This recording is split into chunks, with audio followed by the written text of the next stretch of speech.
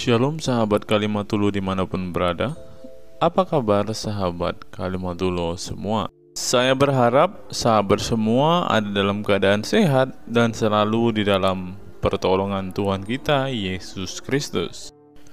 Terus dukung perkembangan channel ini dengan cara like, komen, dan subscribe.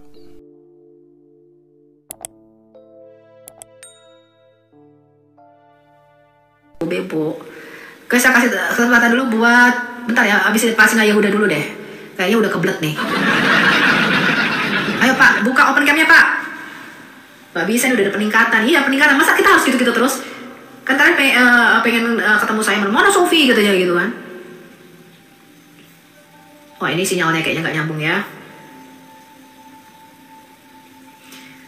Sinyalnya Pak Singa nih kayaknya. Ini mungkin dari pedalaman mana nih? Lagi ada di pedalaman nih teman-teman Pak Singa. Ulangi lagi nih Pak Singa, sinyalmu nggak bisa naik-naik. Coba kita lihat ini nih. Wow, ada si Mukidi nih coba. Kayaknya udah 25.000 udah bisa open cam. Silakan di open cam Pak, Bapak Muslim Kristen. Muslim. Ya di open Pak, silakan. Shalom Pak, siapa namanya? Malam. Pak. Malam. Pak Mukidi ya panggilannya ya? Boleh. Iya, silakan Pak Mukidi. Iya, maksudnya kalau Tatyo itu ganti menjadi Muslim atau gimana ya? Masa tahun 2025 masih Muslim Pak? Gak apa-apa, siapa tahu. Oh, Muslim. Mau ganti Tuhan ya? Berarti kita adu ilmu nih Pak, kuat-kuatan siapa ya? Bapak yang ganti Tuhan apa saya yang ganti Tuhan gitu ya? Kenapa? Biar gak nyembah anak manusia. Nyembah anak manusia. Memang kenapa anak manusia nggak boleh disembah? Biar gak nyembah anak manusia. Memang anak manusia nggak boleh disembah Pak? Nah terus gimana? Ada Tuhan masa nyembah anak manusia? Inilah berkali-kali teman-teman ya. Di dalam Alkitab saya Pak, Mesias itu harus disembah Pak. Mesias itu Bapak tahu nggak arti kata Al-Masih itu di dalam Quran Anda? Apa itu Al-Masih? Nah coba Bapak Bapak udah Muslim berapa lama nih kayaknya nih? Berapa lama Bapak jadi Muslim? Sejak lahir. Sejak lahir.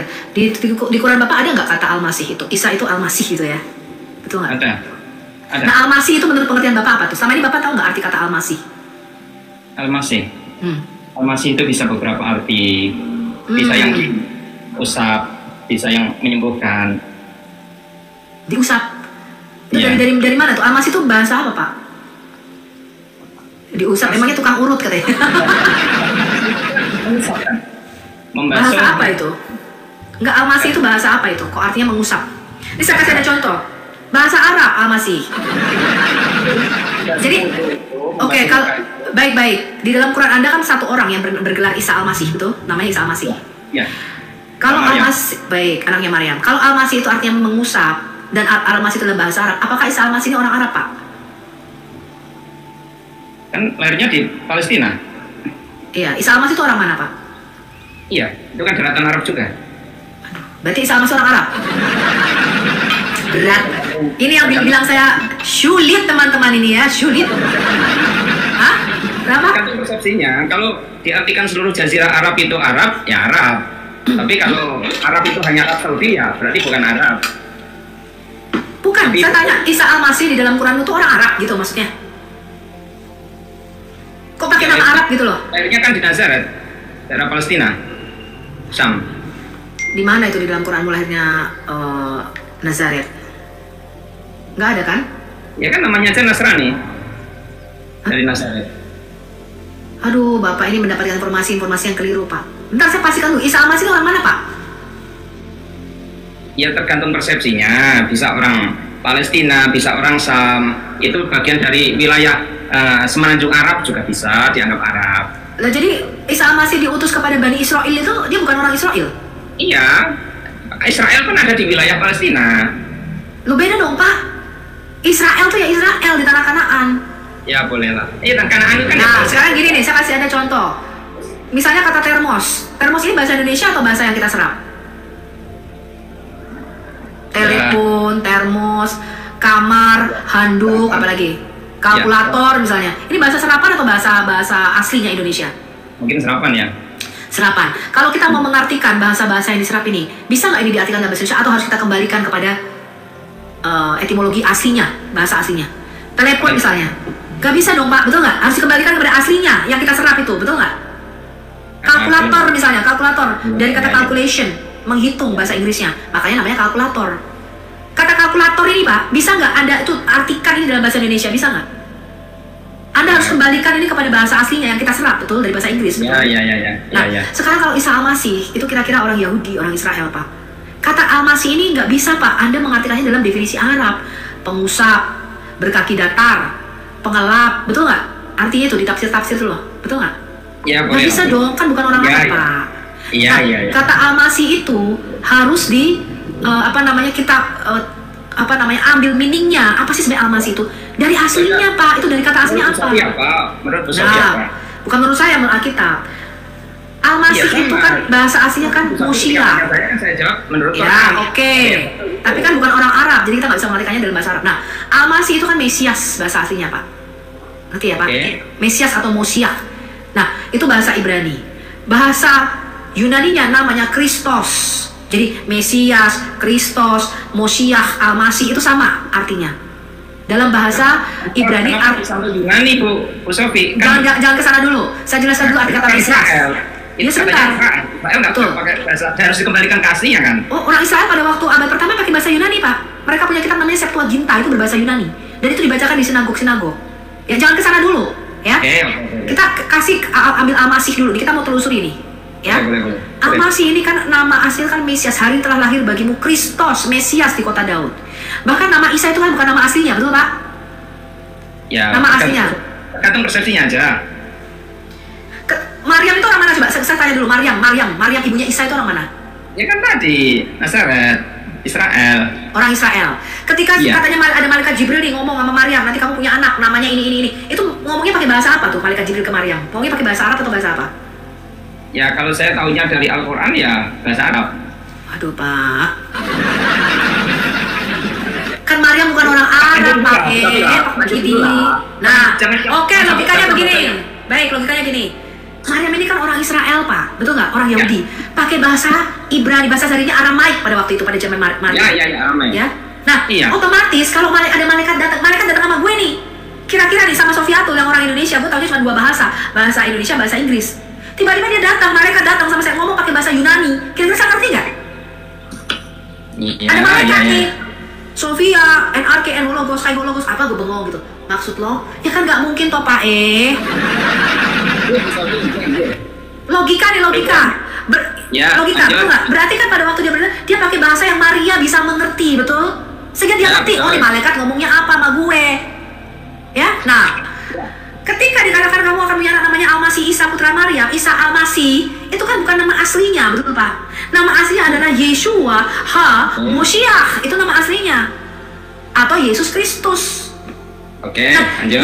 Bahkan Yesus Kristus pun dalam bahasa Yunani kita nggak bisa, karena harus dikembalikan kepada bahasa Ibrani, bahasa aslinya, yaitu Yeshua HaMoshiach. Nah, sekarang nama Yeshua HaMoshiach ini ketika malaikat datang kepada Maria, dia bilang, Maria, namai anakmu Yeshua, jangan salah nama nih, nggak boleh namanya Mukidi. Betul nggak Pak? Ya. Jangan namai anakmu Bambang, namai anakmu Yeshua, karena ada artinya Pak. Artinya adalah Tuhan Juru Selamatku, atau Tuhan Penyelamatku, Tuhan Juru Selamat. Moshiach itu artinya yang diurapi, the anointed one. Diurapi sebagai apa? Nah, ini karena Bapak nggak pernah baca kitab Taurat, nggak pernah baca kitab Mazmur, nggak pernah baca kitab para nabi, Bapak nggak ngerti arti kata Mesias atau Al-Masih, betul? Bapak taunya tadi loh, mengelap, mengepel, menggosok, mengusap, apalagi berkaki datar. Bukan, itu di dalam tafsir. Di dalam tafsir. Sampai ngepel, sampai lepel. Bukan di dalam tafsir. Di dalam tafsir memang mengepel. Iya. Oh, Bapak nggak tahu. Menggosok, mengelap, mengepel, berkaki datar, kan gitu ya? Nah, ini saya kasih tahu. Tapi sebenarnya tidak, Pak. Ya, itu di dalam tafsir. Bukan nggak ngarang, Bu Sofi ya? Enggak, saya nggak ngarang ya. Nah, berkaki datar, nah itu nggak bisa diartikan begitu, karena tadi seperti kata kalkulator, kata termos, telepon, ini nggak bisa diartikan dalam bahasa Indonesia. Ini bukan bahasa Indonesia, aslinya bahasa serapan gitu loh ya. Sehingga kita harus memaknainya dengan bahasa aslinya. Asal katanya dari mana sih, itu yang kita mau cari. Nah, sekarang Al-Masih itu artinya adalah yang diurapi. Nah, Pak Mukidi mesti tahu di dalam konsep Yahudi apa arti Mesias yang diurapi. Yang diurapi ini Mesias itu artinya dia memegang 3 jabatan. Di dalam Alkitab Taurat, ya, Perjanjian Lama di Taurat, di kitab para nabi, itu dijelaskan bahwa Mesias yang diurapi itu adalah 3 jabatan. Nabi itu disebut Mesias karena dia diurapi. Para nabi itu disebut Mesias Pak di dalam Alkitab kita. Ya, namanya Nabi Hamusyiah, ya. Atau Musa itu Mesias karena dia diurapi sebagai nabi. Imam itu disebut Mesias karena dia diurapi. Lalu raja itu disebut Mesias karena dia diurapi. Nah, Yesus itu disebut Hamusyiah atau Mesias yang satu itu, dia memegang 3 jabatan sekaligus. Yesus ini Mesias yang spesial. Kenapa? Karena Yesus bukan hanya nabi, ya, atau Nabi Hamusyiah seperti yang dijanjikan Musa di dalam kitab Ulangan 18 ayat 18 sampai dengan 21. Seorang nabi seperti aku akan dibangkitkan Allah bagimu. Tapi dia juga menjadi raja Mesias seperti Daud. Nah, sebentar, tunggu dulu. Dan dia juga adalah imam besar seperti imam besar Harun. Makanya Pak, ketika Yesus lahir, 3 jabatan ini ada. Orang-orang majus mewakili raja-raja datang. Di manakah raja orang Yahudi yang baru dilahirkan itu? Yesus datang menyembah Yesus sebagai raja dan segala raja. Nabi-nabi Simeon dan lain-lain datang. Oh, ini ternyata dijanjikan ini. Dia akan menjadi besar, dia akan menjadi apa? Akan menjadi bahan perbantahan. Sebentar supaya Bapak tahu konsep Mesias. Kenapa Yesus disebut Tuhan? Dan apa? Imam-imam, yaitu gembala-gembala, itu suku Lewi yang menggembalakan domba, itu mewakili para imam. 3 jabatan ini datang, sehingga ketika Yesus dilahirkan ada persembahan mas, kemenyan, dan mur, yang melambangkan mas melambangkan kerajaan, kemenyan melambangkan imam, dan mur melambangkan urapan kenabian. Ini Mas Yesus sebagai nabi, raja, dan imam. Itu maksudnya Mesias, maksudnya Al-Masih, Pak. Nah, Mesias ini adalah puncak pewahyuan, puncak kenabian. Tidak ada lagi nabi setelah Yesus, yang ada hanya bergerak di dalam urapan kenabian. Nabi terakhir itu ya Yesus, itu puncak kenabian. Dia adalah firman Allah, penyambung lidah Allah, juru bicara, nabi di atas segala nabi, itulah Yesus, sang Mesias. Tidak ada lagi raja-raja setelah Yesus yang lebih besar daripada Yesus, maka dia disebut raja di atas segala raja. Dia adalah puncak keimamatan, imam besar agung kita yang tidak akan mati. 3 jabatan ini dipegang Yesus, Pak. Maka dia disebut Tuhan. Karena dia memegang 3 jabatan ini, di dalam kemanusiaannya itu, dia disebut Tuhan di atas segala Tuhan, raja di atas segala raja. Itulah arti kata Mesias, maka dia disembah. Gitu ya Pak ya? Oke, apa lagi yang mau Anda tanya? Tapi, Yesus kan diurapi, yang urapi siapa Bu Sofi? Bapak. Yang urapi Bapak. Betul, makanya baca, nih saya bacakan Anda ya. Ketika Yesus dibaptis, pada waktu Yesus dibaptis, urapi itu dibaptis. Dibaptis itu maksudnya Roh Kudus turun, gini ya? Iya. Urapi dibaptis sama? Tidak sama. Gini Pak, dibaptis itu, ketika Yesus itu dibaptis, itu adalah ketika dia menyatakan dirinya sebagai Mesias kepada bangsa Israel. Jadi pembaptisan Yesus itu bukan seperti kita. Kita dibaptis karena kita manusia berdosa, lalu kita lahir baru. Makanya ketika Yesus datang kepada Yohanes Pembaptis, atau di tempat Bapak namanya Yahya, betul Pak, namanya Yahya. Ketika Yesus datang mau dibaptis, Yahya tuh bilang begini Pak, aku tidak pantas membaptis kamu, harusnya aku yang dibaptis sama kamu. Karena aku yang orang berdosa, kata Yahya. Tapi Yesus berkata apa? Biarlah demikian terjadi supaya digenapi firman Tuhan, supaya dia dinyatakan kepada bangsa Israel.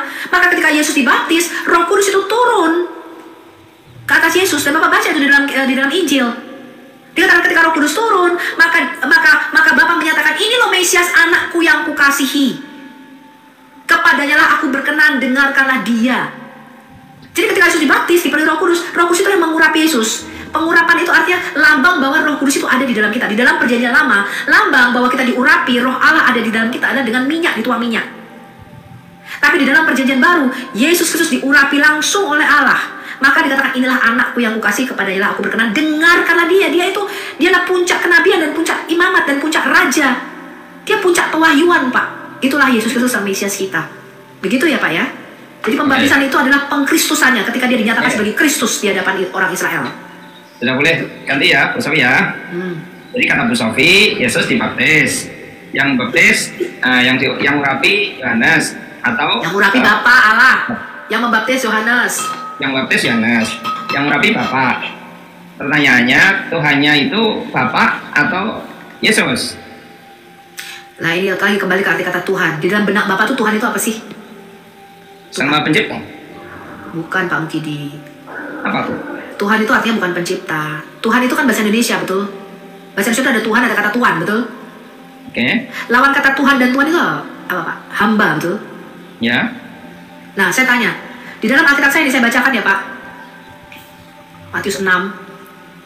Yesus berkata begini, janganlah kamu mempunyai 2 Tuhan, 2 kurios. Bahasa terjemahkan Tuhan atau Tuhan di dalam Alkitab saya itu adalah kata kurios, atau dalam bahasa Arab Rab, betul? Roh. Betul? Oke. Nah, kata kurios atau kata roh itu bukan bermakna pencipta Pak, tapi bermakna sesuatu yang menguasai diri kita. Ya, Dalam Matius poinnya 6, apa? sebentar, jangan dipotong dulu supaya Bapak ngerti, karena di dua otak Anda tuh Tuhan itu pencipta artinya. Kalau mau sebentar dipotong Musafi ngomong panjang. Iya, makanya kan Anda bertanya, saya menjelaskan. Ya, di dalam Alkitab berkata gini, Pak, jangan kamu punya dua Tuhan, Allah dan Mamon atau uang. Lah, apakah Mamon ini pencipta? Kan tidak. Betul? Bisa nggak manusia ini bertuhankan Mamon, bertuhankan uang? Betul? Kemudian di dalam Alkitab saya dikatakan juga Sarah itu memanggil Abraham Tuhanku, katanya, Robku, Adonku. Apakah Sarah istrinya Abraham ini memanggil suaminya Tuhan lalu berkata, oh ini dia penciptaku? Kan tidak, Pak. Maksudnya dikatakan nih, maka Sarah karena dia taat kepada Abraham. Nah, no, bukan. Tuhan itu bukan sesembahan. Tuhan itu sesuatu yang kamu taati, kamu ikuti. Saya tanya sama Bapak, bosmu di kantor, kalau Bapak kerja sebagai karyawan, bisa nggak jadi Tuhanmu di kantor? Saya nggak punya definisi gitu, Bu Sofi. Definisi Tuhan itu ya penguasa, Pak. Iya. Penguasa, bukan pencipta. Definisi itu setahu saya sesuai kamus. Umpama kita di Indonesia pakai KBBI. Nah, Tuhan itu sependek yang saya tahu seperti itu. Tapi kalau penguasa, ya, bukan persepsi. Coba saya tunjukkan, Bapak punya Quran nggak di situ? ada. Bapak punya Qurannya, ada terjemahannya, ada nggak? Ada. Oke, sekarang Bapak buka. Bentar ya. Bapak buka. Bentar ya. Surah 12 ayat 50. Coba buka, Pak.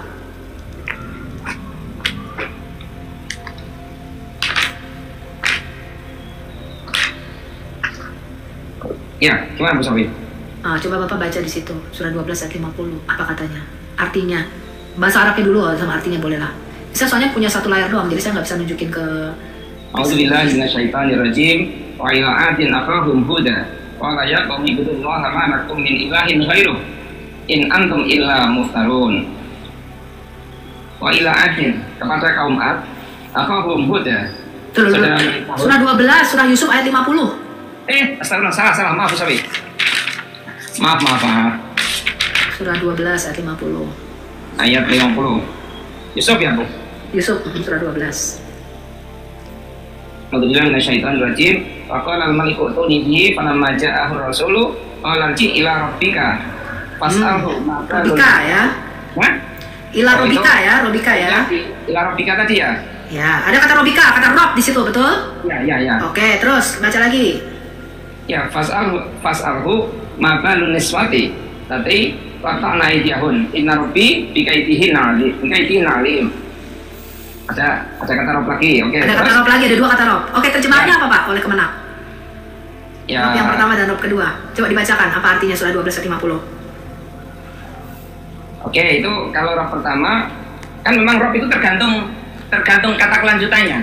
Nah, balik lagi. Tadi katanya Rob, Allah Bapak bisa disebut Robil Alamin, betul? Bisa? Artinya apa ya? Ya, Rob itu menguasai. Nah, untuk penguasa yang ilahi, bahasa Indonesia membedakan jadi Tuhan, betul nggak?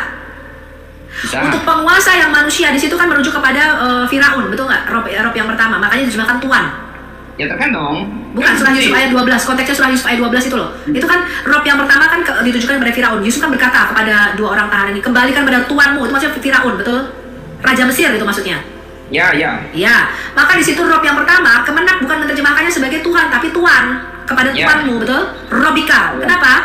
Ya, karena konteksnya Firaun, manusia. Berarti kata Tuhan, Robika ini kalau Bapak baca di surah 6 ayat 115, kata Robika itu juga diterjemahkan sebagai Tuhan. Makanya kata Rob ini Tuhan atau Tuhan, Anda mesti lihat konteksnya, betul nggak? Kalau dikenakan tertuju kepada Allah, kepada yang ilahi, kamu menjadi Tuhan. Kemenak menerjemahkannya, betul? Kalau ditujukan kepada manusia, menjadi Tuhan, betul nggak? Kembali ke tema Abu Sofi, Yesus itu tadi Tuhan yang seperti apa atau Tuhan yang seperti apa? Makanya saya mengatakan, panjang ceritanya Abu Sofi. Nggak panjang, karena dalam pikiranmu tadi, Tuhan itu artinya pencipta. Kalau Tuhan, pencipta. Tapi kalau Rob itu menguasai. Arti kata Rob itu sendiri bukan pencipta, tapi penguasa. Orang harus kamu taati. Bahasa Yunani yang kurios. Makanya di dalam Alkitab saya, Yesus mengatakan, jangan kamu mempunyai dua Tuhan. Allah dan Mamon. Mamon itu uang. Ya, dewa uang. Sekarang saya tanya, ada nggak orang yang menjadikan uang ini sebagai Tuhannya, Pak? Bertuhankan uang, ada nggak? Bisa jadi. Ya iya, apakah ketika manusia mentuhankan uang, mentuhankan hawa nafsunya, itu dia bilang, apa uang ini penciptaku? Apakah begitu, Pak? Yang menciptakan uang kan manusia. Jadi arti kata Tuhan itu Bapak harus kembali, bukan pencipta, Pak. Artinya itu orang yang harus kamu taati. Maka di dalam Alkitab saya dengar nih, Sarah taat kepada Abraham dan memanggil dia Tuhannya, kuriosku. Apakah Sarah berpikir ini suamiku ini pencipta? Kan tidak. Iya, karena dia taat, dia menundukkan diri. Bukan Jadi versi Bu Sofi, tapi kembali lagi kalau tadi kita bukan, Pak, itu versi Alkitab dan versi Quran. KBBI ini yang ngomong KBBI Bu Sofi. KBBI sendiri mengatakan kata Tuhan itu etimologinya adalah penguasa, tapi untuk yang ilahi, betul nggak? Ya oke, lanjut, kembali ke itu tadi lah Bu Sofi lah. Iya, makanya mesti jelasin ya Bapak. Tawaf juga nih muter-muter. Jadi begini loh Pak. Ini ditanya Tuhan tentang Ya Kak, betul. Karena dalam persepsi kamu, gini loh. Nanti kamu pernah ini, Yesus santai Tuhan. aja lah Bu Sofi, muternya biar gak usah jauh-jauh. Capek nanti. Nggak terjauh, ngapain aku muter-muter? Kan pertanyaan kalian tuh kan selalu begini loh. Pertanyaan Muslim itu gini. Yesus itu Tuhan apa manusia? Kan gitu terus kan? Padahal kemanusiaannya ini Tuhan Pak, penguasa itu bisa untuk yang ilahi, yang insani. Nah, di dalam Alkitab saya Pak, Bapa yang di surga itu disebut penguasa Tuhan juga. Tuhan yang apa? Yang tidak kelihatan. Penguasa yang tidak kelihatan, yang ruah, yang batin, yang goib. Orang Yahudi menyebutnya Bapa yang di surga. Surga itu artinya dimensi roh. Artinya dia tidak kelihatan. Kamu nggak bisa lihat mana ya Bapa, nggak bisa begitu. Karena Allah itu roh. Lalu Yesus sebagai Mesias, sebagai manusia, dia disebut Tuhan di bumi ini karena dia menggantikan ketuhanan Adam. Dia datang sebagai manusia, sebagai Adam yang kedua, menggantikan Adam sebagai raja, sebagai imam. Yang mana Adam itu gagal sebagai raja dan imam. Nah, ini masalahnya Bapak nggak tahu. Bapak tahu nggak bahwa di dalam kitab Taurat Musa, Adam itu disebut Tuhan di bumi? Bapak tahu nggak itu? Khalifah. Bukan khalifah, tapi Tuhan. Dia itu Tuhan di bumi. Dia berkuasa di bumi ini. Nah, ya, penguasa boleh. Adam itu disebut Tuhan di bumi. Allah itu disebut raja di sorga. Adam itu disebut raja di bumi. Bapak tahu nggak itu? Ini sekarang dulu. Bukan, Allah itu disebut raja sorga, penguasa di sorga. Adam itu disebut raja di bumi, penguasa Tuhan di bumi. Makanya ketika di dalam perjanjian lama kalau Bapak baca, Allah itu tidak bisa melakukan apapun tanpa ngomong sama penguasa bumi dulu, sama manusia. Di Amos 3 ayat 7. Karena dia telah menyerahkan bumi ini di bawah kuasa manusia. Bumi Allah di bawah kuasa manusia? Iya, bumi itu di bawah kuasa manusia. Bapak tahu nggak itu? Tuhan nggak punya kuasa? Bukan nggak punya kuasa. Dia menyerahkan kuasanya kepada manusia di bumi ini. Aja, berarti kalau sudah diserahkan nggak punya kuasa? Bukan Pak. Contoh nih, saya kasih tahu Anda. Bumi ini merupakan, kalau bahasa saya ya Pak, namanya kerajaan Adam di bumi. Itu tunduk pada kerajaan sorga. Kantor pusatnya itu sorga, penguasa sorga. Tapi kita mempunyai otoritas di bumi. Manusia itu mempunyai kekuasaan di bumi. Saya kasih Anda contoh. Sultan Hamengkubuwono, penguasa Jogja. Itu punya daerah otoritas, daerah istimewa Yogyakarta, betul? Iya. Dia tetap harus tunduk nggak kepada Prabowo? Harus. Tapi apakah dia punya wewenang untuk mengatur daerah otoritasnya sendiri? Kenapa tidak? Nah itu makanya Pak. Ini konsep Tuhan, jangan disamakan konsep kemanusiaan. Sama Pak, konsepnya sama, kerajaan. Nah makanya Bapak nggak ngerti, makanya di dalam kitab Mazmur nih Pak, ya di dalam Mazmur 115-16 kata ini Pak. Langit, kerajaan surga, ya, itu adalah kepunyaan Tuhan, daerah kekuasaan Tuhan. Tetapi bumi telah diberikannya di bawah kaki manusia. Manusia itu berkuasa di bumi ini Pak. Anda baca Kejadian 1 ayat 26. Bapak punya Alkitab nggak? Di HP. Ya coba Bapak baca Kejadian 1 ayat 26. Langsunglah Bu Sofi, ya kembali ke tadi yang soalnya kalau saya baca nanti Bapak nggak jelas loh. Iya, yang diurapi itu maksudnya itu Pak Mesias sebagai raja, sebagai imam, dan sebagai nabi. Pertanyaannya, Bu Sofi itu nyembah siapa gitu loh. Nah, kita tidak bisa menyembah Bapa yang tidak kelihatan tanpa melalui Tuhan Yesus. Karena memberontak terhadap Mesias sama dengan memberontak terhadap Allah di surga. Karena kekuasaan Mesias yang menjadikan Yesus Tuhan itu adalah Allah. Ada datanya enggak Bu Sofi itu? Kenapa harus seperti itu? Oke, sekarang Bapak buka dulu Matius 28 ayat 18. Matius 28 ayat 18. Ini udah berapa jam teman-teman ya? Matius 28? 5 jam setengah. Oh. Matius 28 ayat 18. 18. Ini kayaknya harus pakai pampers teman-teman ya. Saya mau pipis ini. Tapi lanjut coba baca Matius 28 ayat 18. Pipis dulu santai. Nanti kalau sakit nanti malahan. Iya, silakan Pak. Yesus mendekati mereka dan berkata kepadaku, telah diberikan segala kuasa di surga dan di bumi. Nah, di kemudian, surga dan di bumi. Yes, itulah sebabnya Yesus disebut Tuhannya para Tuhan, penguasanya para penguasa. Puncak daripada ketuhanan itu Yesus. Siapa yang memberikan kuasa ketuhanan? Allah Bapa di surga. Coba Kisah Para Rasul 2. Iya, berarti kan Yesus diberi. Yesus itu dijadikan Tuhan oleh Allah, Pak. Ini kan kata tulisan ini diberikan segala kuasa. Ya, penguasa di surga dan di bumi siapa kalau bukan Tuhan? Yang memberikan siapa, Bu Sofi? Bapa dong, coy. Nah, terus Tuhannya yang memberikan atau yang diberikan? Yang menerima. Itu lagi, Pak. Bapa itu adalah Tuhan yang tidak kelihatan karena dia itu roh. Dia tidak bisa langsung menghakimi kita. Yang menghakimi kita itu nanti Allah yang zohir, Tuhan yang kelihatan. Siapa? Firman-Nya yaitu Yesus. Gak bisa, Pak. Allah itu, saya kasih tahu Anda, Pak, karena Allah itu roh. Dia tidak punya bentuk, tidak punya wujud. Dia nggak punya tubuh seperti Anda dan saya. Ketika dia mau bekerja di bumi ini, saya kasih tahu Anda, Allah yang adalah roh itu di dalam Alkitab saya. Dia itu harus bekerja melalui suatu wadah, yaitu manusia. Sama nih, Tuhan bekerja sekarang ini, Tuhan bekerja di dalam diri Sofiatul. Bapak nggak lihat Yesus, karena Allah itu roh. Bapak nggak bisa lihat, Bu Sofi tunjukin mana Bapak itu kepada kami. Ya nggak kelihatan orang Allah itu roh.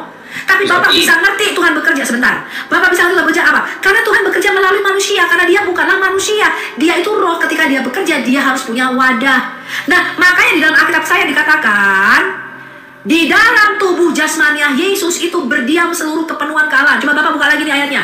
Sapi, siapa Bu? Tuhan itu, maksudnya Bapak itu menguasai seluruh alam. Itu alam itu hanya manusia atau seluruh alam. Ada alam hewan, ada alam langit, alam jin. Ya, berarti kalau untuk mengurus manusia harus menjadi manusia. Nanti apa? Bukan mengurus hewan jadi hewan. Untuk mengurus setan apa gitu? Makanya Bapak baca Kejadian 1 ayat 26. Yang ngurus hewan itu manusia. Biarlah ada manusia itu berkuasa atas ikan-ikan di laut. Yang ngurus ikan bukan Tuhan. Kalau yang ngurus iblis siapa, Bu? Gini Pak, ya. Gini Pak, di dalam Alkitab itu hanya ada dua kerajaan, kerajaan roh dan kerajaan manusia. Setan itu tadinya di dalam kerajaan roh, dia memberontak terhadap otoritas Tuhan. Dia mendirikan kerajaan sini. Di dalam Alkitab kerajaan yang didirikan iblis ini namanya kerajaan kegelapan atau kerajaan kematian. Bukan mengurus setan. Namanya aja pemberontak, artinya apa? Orang yang gak mau taat. Kalau saya punya anak, Pak, anak saya ini pemberontak. Apa yang saya omongkan? Dilawan sama dia. Maka artinya saya bukan lagi Tuhan di dalam hidup dia. Dia gak taat sama saya. Dia gak gua urusin. Kalau lu pemberontak, pergi dari rumah, keluar. Kan gitu, Pak. Jadi di konsep Bapak ini keliru. Bapak mengatakan, siapa yang mengurus kucing, mengurus anjing? Bapak baca Kejadian 1:26. Semua makhluk di bumi ini diletakkan di bawah kaki Adam. Bapak baca Mazmur 8. Segala sesuatu binatang melata, binatang ternak, seluruh bumi ini tumbuh-tumbuhan dan semua yang ada di dalamnya, semua hasil bumi, ikan-ikan bahkan burung-burung di udara telah diletakkan di bawah kaki manusia. Nah, konsep Bapak enggak. Allah masih ngurusin tomat, masih ngurusin apa? Kucing. Enggak usah. Iya, itu konsep Bapak. Enggak, Pak, yang ngurus itu manusia, diserahkan kepada manusia. Maka nanti manusia dimintai pertanggungjawaban. Kan Allah Maha Kuasa. Allah tidak seorang pun yang pernah melihat Allah. Betul kan, Safi? Ya ada 1:18. Terus? Nah, berarti kan tetap kuasa tanpa harus menjadi manusia, tanpa harus menjadi kucing. Nah, ini yang kelirunya. Bapak buka Mazmur.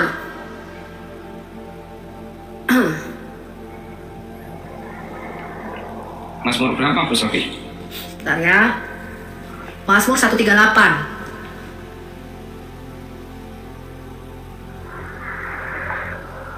Ini Bapak mengatakan, jadi di konsepnya manusia keliru ya. Allah itu maha kuasa, maha kuasa.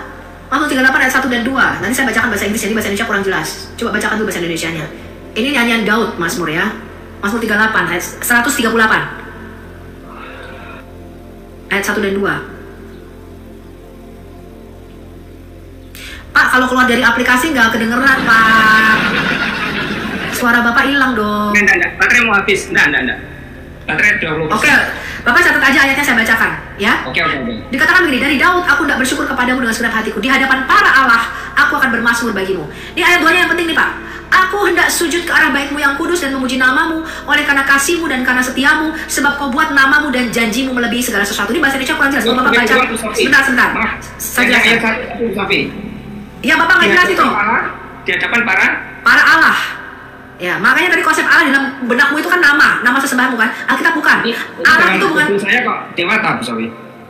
Ya, kok pakai terjemahan ya, sama aja ya, dewata Allah itu sama saja. Ya, bahasa Sanskertanya juga dewata. Ini loh. Di dalam konsep Anda, Kata Tuhan, kata Allah itu kan menjadi satu nama. Di dalam Alkitab tidak, menjadi sejenis zat gitu loh. Nama jenis-jenisan zat gitu ya, nama sejenis zat. Bukan Pak, Allah itu bukan nama sejenis zat. Jangan kita KBBI dulu. Alkitab saya bukan KBBI. Saya kasih ada nomor 2 nih ya, konsep Allah Maha Kuasa. Kalau Anda baca bahasa Inggrisnya Pak Mukidi, itu lebih jelas. Because you make your words, sebab kamu meletakkan firman-Mu, perkataanmu di atas namamu sendiri. Jadi Allah itu Maha Kuasa, tidak terbatas, betul, sampai Dia berfirman. Ketika Allah berfirman, ini bedanya konsep di dalam Alkitab saya dengan konsep Islam Bapak. Ya, di dalam Quranmu Allah itu bisa menansak masukkan firman-Nya. Dia tuh bisa menggagalkan firman-Nya sendiri. Dia itu bisa apa namanya? Tidak memenuhi perkataannya sendiri. Alkitab nggak bisa. Alkitab mengatakan firman Tuhan. Allah bisa menggagalkan firman-Nya. Surah 2 ayat 106. Hati-hati Bu Sofi. Surah 2. Nanti dulu sebentar sebelum ke sana. Saya tanya. Jangan ngarang tuh Bu Sofi. Saya nggak pernah ngarang. Sebentar. Di dalam Alkitab Pak, Allah itu Maha Kuasa, Dia tidak terbatas sampai Dia berfirman. Ketika Allah berfirman, ini salah satu Pak mungkin dia, Allah itu membuat pagar sekeliling dirinya. Sehingga bahkan Allah berkata begini Pak, langit dan bumi akan lenyap, firmanku tetap tinggal tetap. Aku bahkan tidak bisa melanggar firmanku sendiri. Ketika Allah itu berkata bumi diserahkan kepada manusia, itu firman ini nggak bisa dilanggar Pak.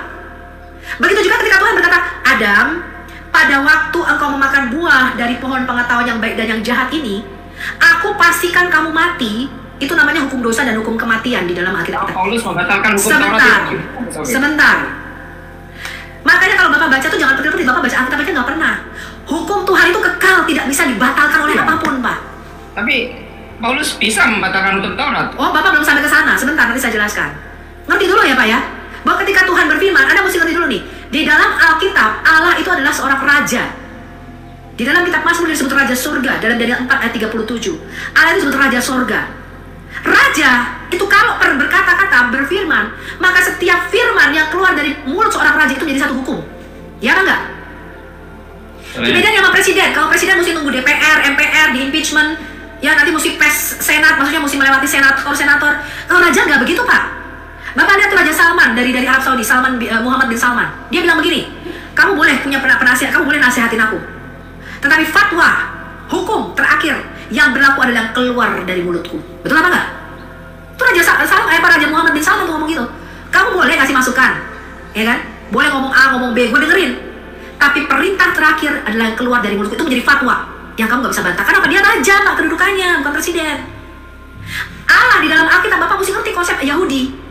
Allah itu disebut raja surga, Adam itu disebut raja bumi. Allah itu disebut Tuhan penguasa di surga, Adam itu disebut Tuhan di bumi. Ya, ketika Allah menciptakan manusia, Allah itu menciptakannya untuk bekerja bersama dengan Dia, memerintah alam semesta ini bersama-sama. Di mana Allah memerintah di kerajaan surga, Adam itu memerintah di bumi. Maka apapun yang Tuhan lakukan di bumi atas pengetahuan, persetujuan manusia. Maka dikatakan di dalam Amos 3 ayat 7, Tuhan Allah sungguh, Tuhan Allah tidak dapat berbuat apapun di bumi ini tanpa Dia ngasih tahu dulu kepada manusia, kepada para nabinya, kepada Adam. Kenapa? Karena bumi ini telah diserahkan ke penguasanya kepada Adam. Maka nanti Anda dan saya akan dimintai pertanggungjawaban atas bumi ini, Pak. Maka tadi di dalam Markus 1:38 ayat 2 dikatakan apa? Allah tidak terbatas Maha Kuasa, betul. Sampai Dia berfirman. Ketika Allah berfirman, Dia tuh membatasi dirinya sendiri. Bahkan dikatakan, aku tidak dapat menyangkal diriku sendiri. Karena firman Allah itu adalah Allah. Perkataan Allah itu adalah dirinya sendiri, sama seperti perkataan saya.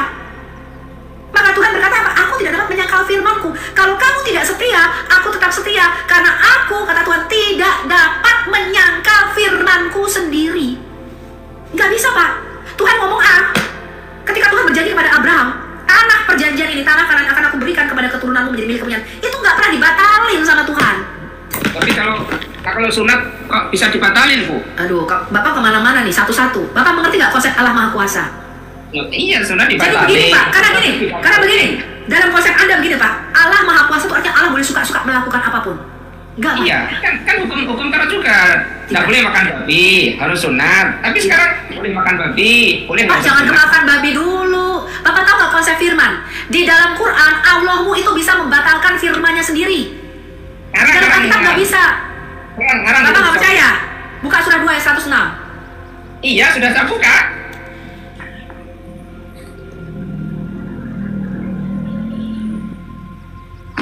Kalau Alkitab nggak bisa, Pak, firman Tuhan dibatalkan.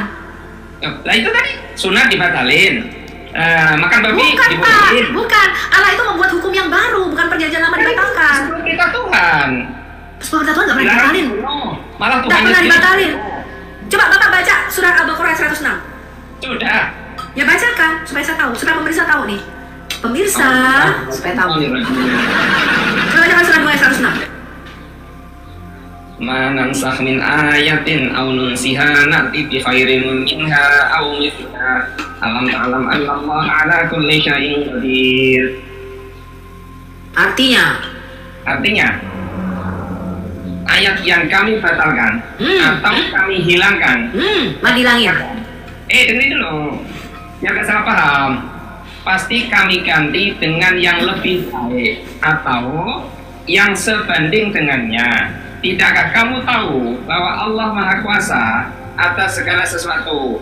Jadi kalau saat itu mungkin masih zamannya Musa, belum ada kendaraan, belum ada fasilitas yang memadai, hukumnya masih seperti itu. Nikah dengan 100 orang, 1000 orang, itu masih seperti itu. Tapi ketika makin tertata, sudah saatnya digenapi maksimal. Kira-kira seperti itu, Bu Sofi. Ini yang namanya Bapak nggak baca asbab al-nuzul. Bapak baca nggak kenapa surah 2 ayat 106 ini diturunkan? Bapak baca tafsirnya nggak? Kenapa surah 2 ayat 106? Pak, Bu Sofi nantang ya ini, bicara Iya. asbab al-nuzul ya. Surah 2 ayat 106 ini diturunkan, asbab al-nuzulnya tahu nggak Bapak kenapa? Karena Muhammad sering lupa ayat Quran.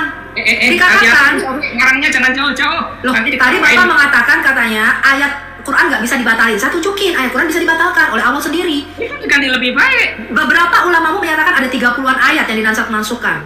Beberapa menyatakan ada 200. Al-Jalalain mengatakan Lebih baik, 200. Bu Sofi. Loh iya, berarti kan Allah membatalkan ayatnya sendiri kan?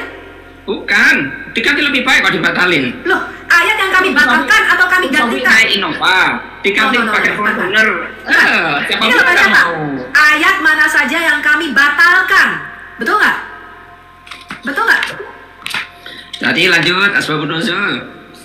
Coba baca Asbabun Nuzul surah 2 ayat 106. Muhammad sering lupa ayat Pak.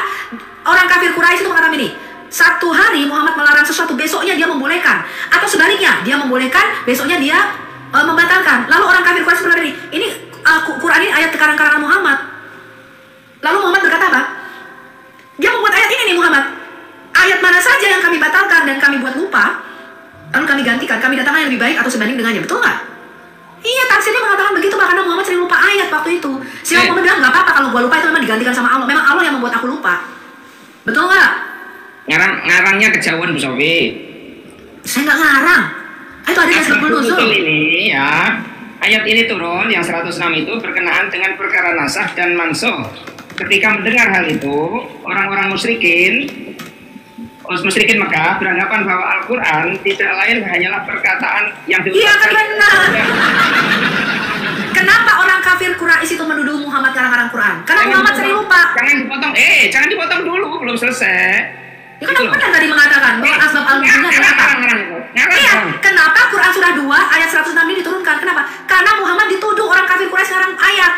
Kenapa? Karena dia hari ini melarang, besok membolehkan. Coba baca selanjutnya, coba baca kelanjutannya. Kalau soal tuduhan Yesus pun itu juga baca. bahkan dibunuh gitu loh. Tapi Yesus nggak pernah ngarang ayat, Pak. Bu Sofi jangan framing, jangan ngarangnya sampai overdosis gitu, nggak bagus itu Bu Sofi. Masa ngarang gitu loh. Loh, jadi, saya benar nggak tadi nih asbabun nuzul? Tuduhan, kalau tuduhan itu yang namanya orang musyrik itu tuduhannya nggak jelas.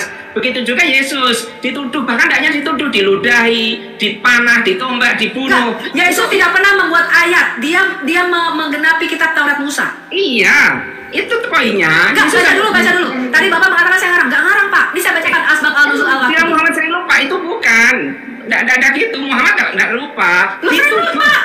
Dituduh. Coba nih baca ya, saya bacakan ya. Ini asbabun nuzul al-wahidi, ya Quran surah 2 ayat 106.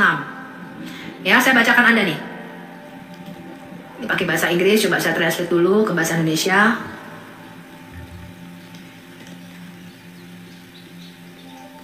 Karena Muhammad sering lupa ayat Pak nih. Tidak ada satu ayat pun dari kami yang kami hapus atau kami buat lupa. Dibaca dulu lah, asbabun nuzulnya dibaca. Ini saya bacakan. Ya. Tidak ada satu pun dari wahyu kami yang kami hapus atau kami buat lupa, melainkan kami ganti lebih baik atau serupa. Para mufasir Al-Quran berkata, orang-orang musyrik berkata, tidakkah kamu lihat bahwa Muhammad memerintahkan sahabatnya dengan sesuatu, kemudian melarang mereka di hari yang sama. Ya, Dan atau sebaliknya, pada suatu hari dia mengatakan sesuatu, lalu pada hari berikutnya dia mencabutnya, dibatalin. Lalu orang-orang mengatakan begini, Al-Quran ini tidak lain hanyalah ucapan Muhammad yang mengada-ngada. Lalu apa? Lalu turunlah ayat ini. Muhammad berkata apa? Yang membuat aku lupa atau ayatnya berubah, hari ini larang, besok membolehkan, atau hari ini boleh, besoknya dilarang. Karena Allah. Maka turunlah surah 2 ayat 106 ini. Tetapi di dalam Quranmu di ayat lain, Pak Wakidi, Pak Mukidi, sampai salah nih gue jadi Wakidi nih. Jauh. Pemahamannya Bu Sofi jauh. Kok pemahaman orang saya bacain asbabun nuzul kok? Ayatnya jelas, terjemahnya jelas, tafsirnya Iya, terjemahan jelas kan? Bahwa Muhammad jelas. Pak. Tapi Bu Sofi ngarangnya kejauhan. Saya nggak ngarang, saya baca. Muhammad Iya. suatu hari, ini Pak, suatu hari Muhammad menurunkan ayat melarang sesuatu. Lalu di hari lainnya, hari berikutnya, itu diperbolehkan. Atau sebaliknya, betul nggak? Ini yang ngarang ini. Mana nggak ada tulisan gitu. Kok ngarang? Bapak baca nggak tafsir, Bapak baca nggak asbab al-nuzul al-Wakidi? Bu Sofi ya, jadi umpama ya dulu orang Arab. Nggak dulu, ini zaman Muhammad. Nggak, ini Muhammad zaman itu Muhammad. membuat ayat yang melarang, besoknya membolehkan. Khamr itu, minuman keras itu dibolehkan, boleh usaha masyarakat. Sebentar. Sampai dulu sampai ya, sambil senyum lah teman. Nggak boleh. Tapi Islam datang memberikan petunjuk, ada manfaatnya tapi banyak mudaratnya. Loh, Sampai Khamr, minuman keras, itu dikatakan merupakan apa? Usahanya paling Merupakan pintar apa? tentang kata ini, paling pintar tentang kata ini. Ya karena Anda bertakia di depan saya, nggak bisa. Sekarangnya terlalu jauh, kejauhan Betul itu nggak, Pak? sekarangnya. Betul nggak asbabun nuzulnya mengatakan demikian? Asbabun nuzul nggak nyambung dengan apa yang Enggak. Saya lagi nggak bahas Khamr nih, jangan ke Khamr. Saya lagi membahas mengapa Quran surah 2, mengapa Allah membatalkan ayatnya sendiri dan ataupun menggantikannya atau membuat lupa. Padahal di Quran ayat lain berkata Muhammad. Loh, Tidak ada kata lupa. Lupanya itu versi Bu Sofi kan orang musyrik, atau jangan-jangan Bu Sofi memang ngaku musyrik, kira-kira gitu. Quran surah 2 ayat. Oh, ini berarti Kemenak salah, Pak? Enggak, Salah yang nih. lupa itu kan tidak ada kata lupa. Itu Ada kata lupa Bu loh. Sofi, dan Iya. kata-katanya orang musyrik, kira-kira gitu. Kok mesti naikkan ini lain deh. Siapa yang bisa bantu aku buka ini ya?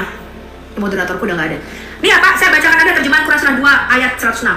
Ayat mana saja yang kami batalkan atau kami jadikan manusia lupa kepadanya. Ya apa enggak? Nggak ada. Nggak ada. Saya naikkan muslim satu lagi nih. Nggak ada. Oh, ini ada Son of Seraphim nih, kita lihat. Son, coba bacakan aku Son. Masa katanya surah 2 ayat 106 nggak ada kata lupa Son? Coba bukain gue. Surah 2 ayat 106. Oke. Kalau ada kata lupa gimana Pak? Kalau ada kata lupa di situ gimana? Nggak ada. Sekarang Ya nggak ada. kalau ada kata lupa gimana? Ya udah, aku tak tidur aja lah. Coba kasih ke layar Son, gue lagi nggak bisa buka nih, akun gue cuma satu doang. Oke. Surah 2 ayat 106, apa katanya di situ? Tuh, baca ya Pak. Nggak ada kata Bu Sofi gimana, ayo. Cukur bulu ketek saya kalau nggak ada kata lupa. Coba bacakan Son, surah 2 ayat 106, apa katanya? Ayat yang kami batalkan atau kami hilangkan dari ingatan pasti kami ganti dengan yang lebih baik. Nggak ada kata lupa, nggak ada kata lupa. Loh, dihilangkan dari ingatan, lupa nggak? Coba kamu buka Quran Wow, terjemahannya apa Son? Oke, lanjut Bang San. Nggak, Pak. Quran apa, Bu? Quranwow.com. Oke.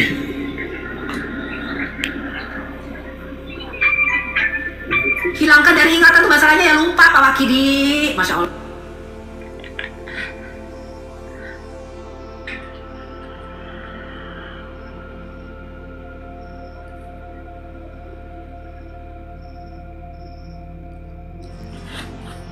Jadi itu bukan untuk masalah hilang ingatan atau lupa. Itu masalahnya untuk Kok hilang diganti ingatan? untuk diganti yang lebih baik, Bu Sofi. Salah Enggak, satu contoh tadi. Surah 2 ayat 106 Son, Quranwow.com. Apa katanya? Ada kata lupa kan di Kemudian situ? diperingatkan larangan tapi belum dilarang keras. Artinya apa? Ditunjukkan ini ada manfaatnya, tapi madaratnya lebih besar. Sampai di ujungnya Quran Wow, Quranwow.com. itu karangan siapa lagi, Bu Sofi? Itu Sahih internasional Pak, internasional punya itu Quraisy Shihab. Syiah ini. Kok sih sih? Bahasa Indonesianya coba, kau tulis bahasa Indonesia, Quranwow.com bahasa Itu Bu Indonesia. Sofi. Quran kok ada Syiah? Ini Iya. Quran kok. Iya, tapi kalau kata Bu Sofi itu Syiah itu. 106 ya nih kita baca ya. Jadi cirinya hijab kelihatan, anaknya nggak pakai hijab. Ya karena nggak Iya, boleh Bu Sofi. Pak, makanya nggak pakai hijab. Apa katanya? Kami sekali-kali tidak akan membatalkan suatu ayat dan tidak pula kami melupakan kecuali kami datangkan ayat lebih baik daripadanya yang serupa Bukan itu, Son. dengan yang ini ya. Quranwow.com. Itu beda ya. Bu Sofi jangan Quran wow. gitu Iya, dong. Quran Kan wow. sudah dibacain sama Bang Son. Quranwow.com. Iya. Quran wow. Ayat Al-Baqarah 106 kan? Nggak usah. Kalau lah Bu Sofi santai aja. Udah dibacain gitu kok.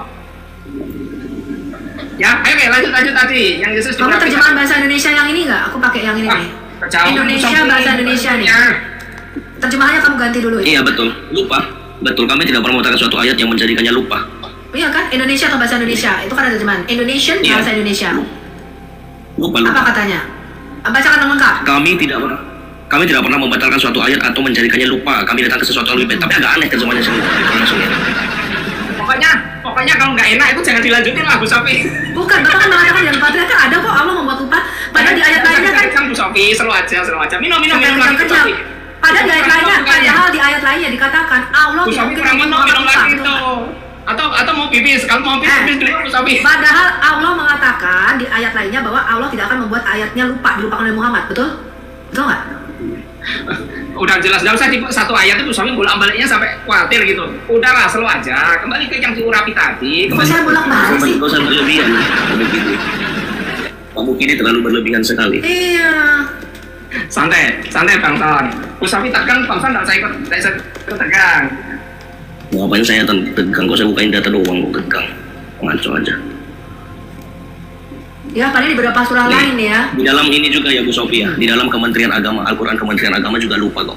Ayat yang kami nasak dalam kurung batalkan atau kami jadikan lupa padanya. Lupa atau dihilangkan dari ingatan. Gimana sih, Ya sudah. Kita sudah menak aja lah. Nah, sekarang Pak Mukininya yang tegang ini. Kenapa ini tegang? Slow aja. Aku tanyanya tadi tentang siapa yang diurapi. Iya berarti ada lupa atau tidak? Ada lupa atau tidak? Ada lupa atau tidak? Bu Sofi. Ada lupa atau tidak? Sampai nggak berani jawab. Sebenarnya kejauhan. Tapi Ini loh, ada lupa atau tidak? Kok sampai nggak berani jawab? Sampai jauh-jauh. Sampai kok nggak berani jawab ini lupa atau tidak? Tadi itu bahasnya. Sekarang Pak Mukidi yang kejang nih. Ini judul utamanya. Kejang ya. Sekarang Pak Mukidi yang ganti Tuhan. Nah, Bu Sofi mau ganti Muslim, mau ganti Allah. Iya dong, harus ganti Tuhan dong. Masa tahun 2025 masih bertuhankan Allah? Iya, masa 2025 belum Islam ya? Muslim aja Bu Sofi.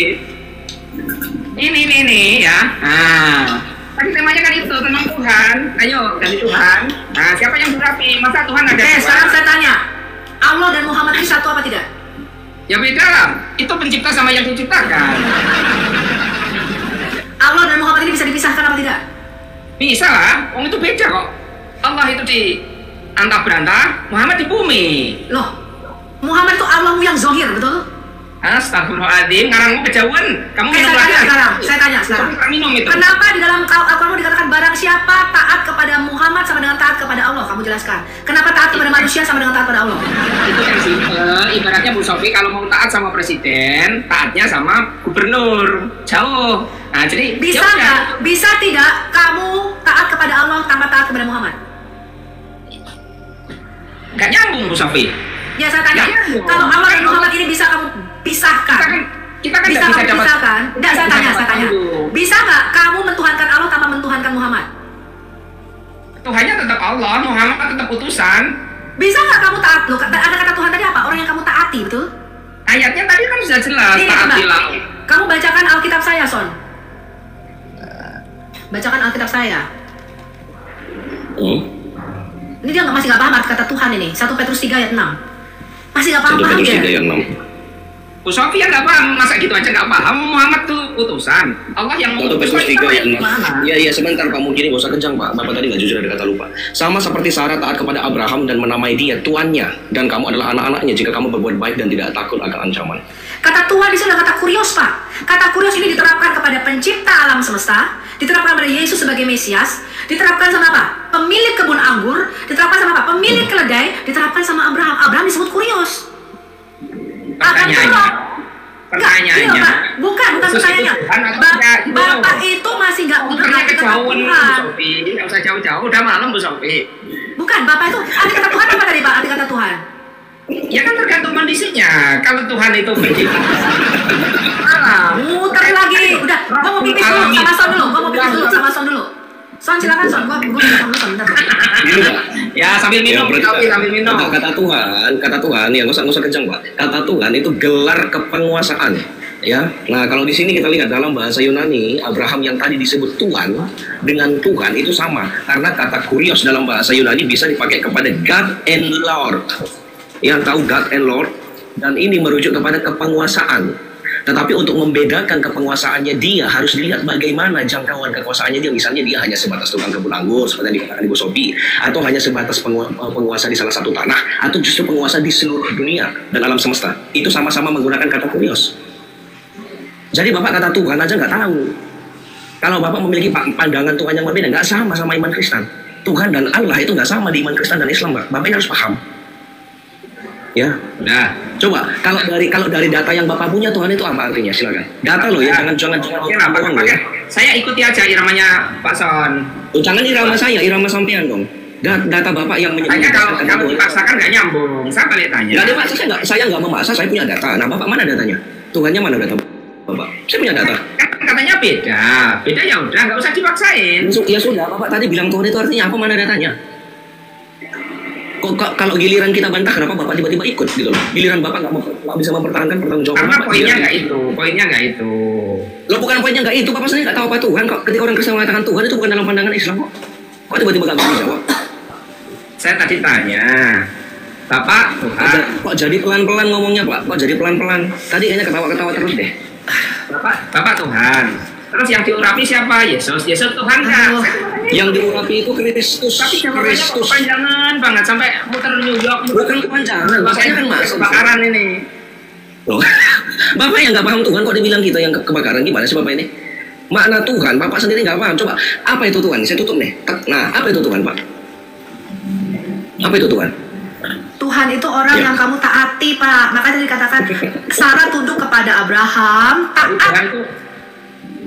Bukan pencipta kita ya Tuhan juga yang harus kita taati. Nah, hanya bahasa Indonesia membedakan kata Tuhan dan Tuhan. Maka tadi saya katakan di dalam Quran kata Rob itu kenapa bisa Tuhan, kenapa bisa Tuhan? Ada bilang tergantung konteksnya. Iya. Iya makanya. Nah, di dalam bahasa asli Alkitab itu kan aslinya bukan bahasa Indonesia, Pak. Perjanjian Baru itu bahasa Yunani. Kata digunakan di situ adalah kurios. Oh iya, tadi kan saya cuma tanya. Nah, apakah Yesus itu Tuhan? Oh iya, Yesus penguasa. Terus yang diurapi, yang urapi Bapak, yang diurapi Tuhan atau enggak? Itu sama ya, kan? Makanya saya tadi tanya Pak, Bapak tahu nggak bahwa Adam itu juga Tuhan di bumi? Panjang jauh sampai New York sampai Los Angeles ini kan kejauhan gitu loh, Sophie. Dari sini ke Los Angeles masih jauh. Muter-muter. Enggak, ada tadi makanya karena di dalam benakmu itu kan Tuhan itu artinya pencipta, betul nggak Son? Iya, betul. Saya izin aja Bu Sophie. Bapak gini aja Pak, Bapak gini apa? Tahu Yesus itu pencipta gitu loh Pak, begini loh. Apakah gini Pak, saya kasih masukan Pak. Saya kasih masukan gini. Bapak kan tadi tanya apakah Yesus itu Tuhan, apakah Tuhan diurapi? Nah, Bapak kan makna Tuhan aja nggak paham. Nah, saran saya nanya sama Bu Sophie gini, apakah Yesus itu pencipta Bu Sophie? Nah, coba tanyain deh. Nah, gitu dong. Saya ikut Ibu Sophie, mudah-mudahan besok bisa gabung lagi lain kali. Ganti Tuhan ya Pak, jangan lupa. Saya tidur dulu persiapan besok sahur. Maaf ya Bu Sophie, mungkin dilanjut sama Mas atau yang lain. Oke, selamat puasa ya Pak ya. Oke, maaf ya Bu Sophie ya kalau ada salah kata ya. Ya, sama-sama. Di sini ada kata lupa ya Pak ya. Mari kita simak apa yang diungkapkan oleh Profesor dan cendekiawan Muslim yang satu ini. Kita kutip dalil liputan 6 teman-teman. Quraisy Shihab mengatakan, tolong jangan pilih ustadz yang suka memaki. Kai Haji Quraisy Shihab ibaratkan begini. Nah teman-teman, ternyata ada juga ustadz-ustadz yang suka memaki-maki teman-teman. Bisa jadi ini adalah salah satu oknum yang dikatakan oleh Habib Kribo tadi teman-teman, dimana mereka seakan-akan orang yang paling beriman, paling beragama, dengan kepalanya ada titik hitam dan juga jenggotnya sampai panjang ke lantai, kata Habib Kribo tadi kan teman-teman. Di era modern ini ketika ceramah agama mudah diakses melalui berbagai media, umat Islam dihadapkan pada pilihan beragama, ustadz atau penceramah yang dapat mereka ikuti. Namun tidak semua pendakwah menggunakan cara yang sejuk dan penuh hikmah dalam menyampaikan pesan agama. Menanggapi fenomena ini, wah ini ternyata sebuah fenomena nih teman-teman, berarti sudah sering terjadi nih teman-teman. Profesor Kiai Haji Quraisy Shihab, seorang cendekiawan muslim, terkemuka menekankan pentingnya memilih ustadz yang tidak memaki-maki dalam dakwahnya. Quraisy Shihab mengingatkan bahwa dakwah adalah ajakan kepada kebaikan yang harus disampaikan dengan cara yang baik pula. Ia menekankan pentingnya mencontoh akhlak Nabi Muhammad SAW yang selalu lemah lembut dalam menyampaikan ajaran Islam. Mengutip sabda Nabi Muhammad, barang siapa yang beriman kepada Allah dan hari akhir, hendaklah ia berkata baik atau diam. Ayahanda presenter Najwa Shihab menegaskan bahwa ini adalah pedoman penting bagi para pendakwah. Kata-kata yang baik dan penuh hikmah lebih efektif dalam menyentuh hati dan menggerakkan orang untuk berubah ke arah yang lebih baik.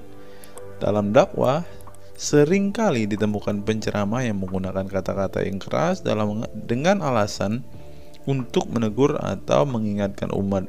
Namun, Profesor Quraisy Shihab mengingatkan bahwa cara ini justru bisa menimbulkan antipati dan menjauhkan orang dari ajaran agama Islam yang seharusnya penuh kasih sayang dan rahmat. Menukil Islam.co, Quraisy Shihab menjelaskan hal yang menarik ketika ditanya seseorang terkait kriteria ustadz yang tepat untuk dijadikan panutan atau sebagai penceramah. Mantan rektor lain, sekarang UIN, Syarif Hidayatullah Jakarta, ini menjelaskan dengan penuh kasih ibarat seorang bapak menasihati anaknya. Pilihlah ustadz yang menganut paham moderat. Anda tidak akan mendengar makian, tutur mantan Menteri Agama ke-16 masa Presiden Soeharto ini. Quraisy Shihab menjelaskan bahwa ustadz yang wasatiyah akan terbuka untuk dikritik dan tidak fanatik dengan satu pandangan dan menilai pandangan yang orang lain salah. Quraisy Shihab menjelaskan bahwa ustadz wasatiyah akan terbuka untuk dikritik dan tidak fanatik dengan satu pandangan dan menilai pandangan orang lain salah. Ustadz yang wasatiyah memahami bahwa jalan menuju agama itu besar dan memiliki jalan-jalan kecil untuk menuju jalan besar itu. Karena dalam rincian ajaran agama yang Tuhan tanyakan adalah hasilnya, misalnya 5 tambah 5 10, tapi bisa juga 7 tambah 3 lanjutnya. Salah satu ciri ustadz yang wasatiyah menurutnya adalah berpengetahuan luas. Ustadz yang berpengetahuan luas akan mampu menilai dan menghargai suatu pendapat, sedangkan ustadz yang sempit pengetahuannya akan mudah menyalahkan.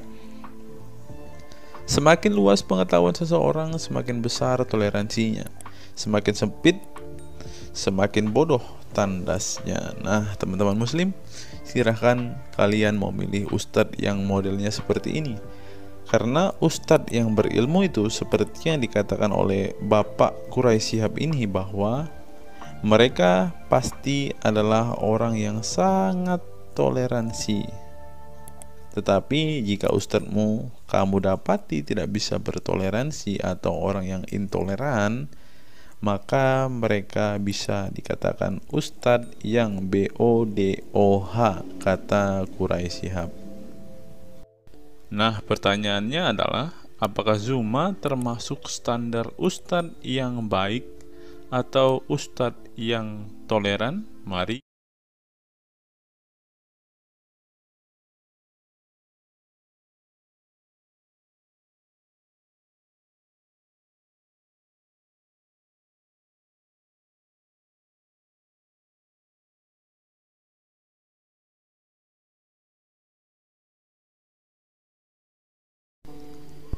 Google, mengapa Rasulullah disebut sebagai Nabi penutup?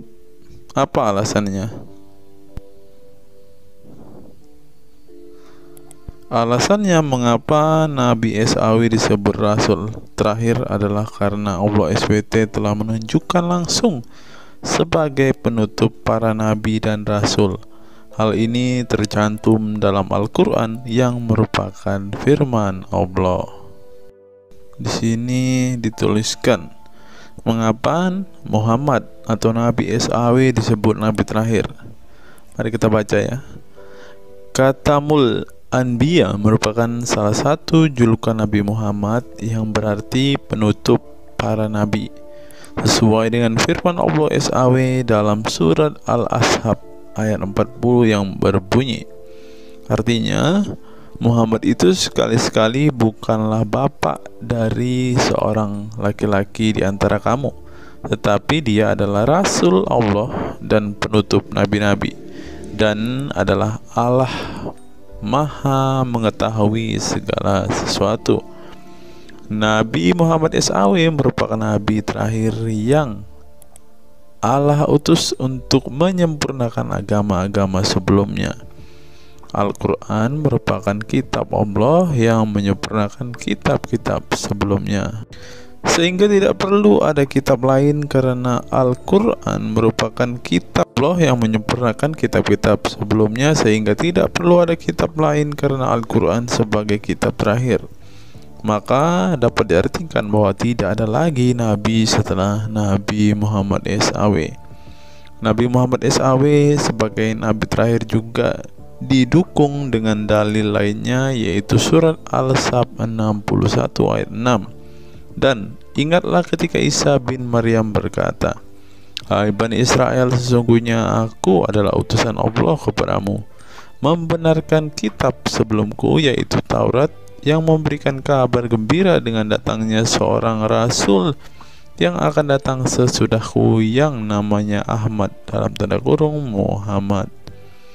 Menurut Syekh Al-Zairi dalam kitab Al-Jawahir dan Al-Qalamiyah, alasan kenapa Nabi Muhammad SAW dijadikan Nabi terakhir adalah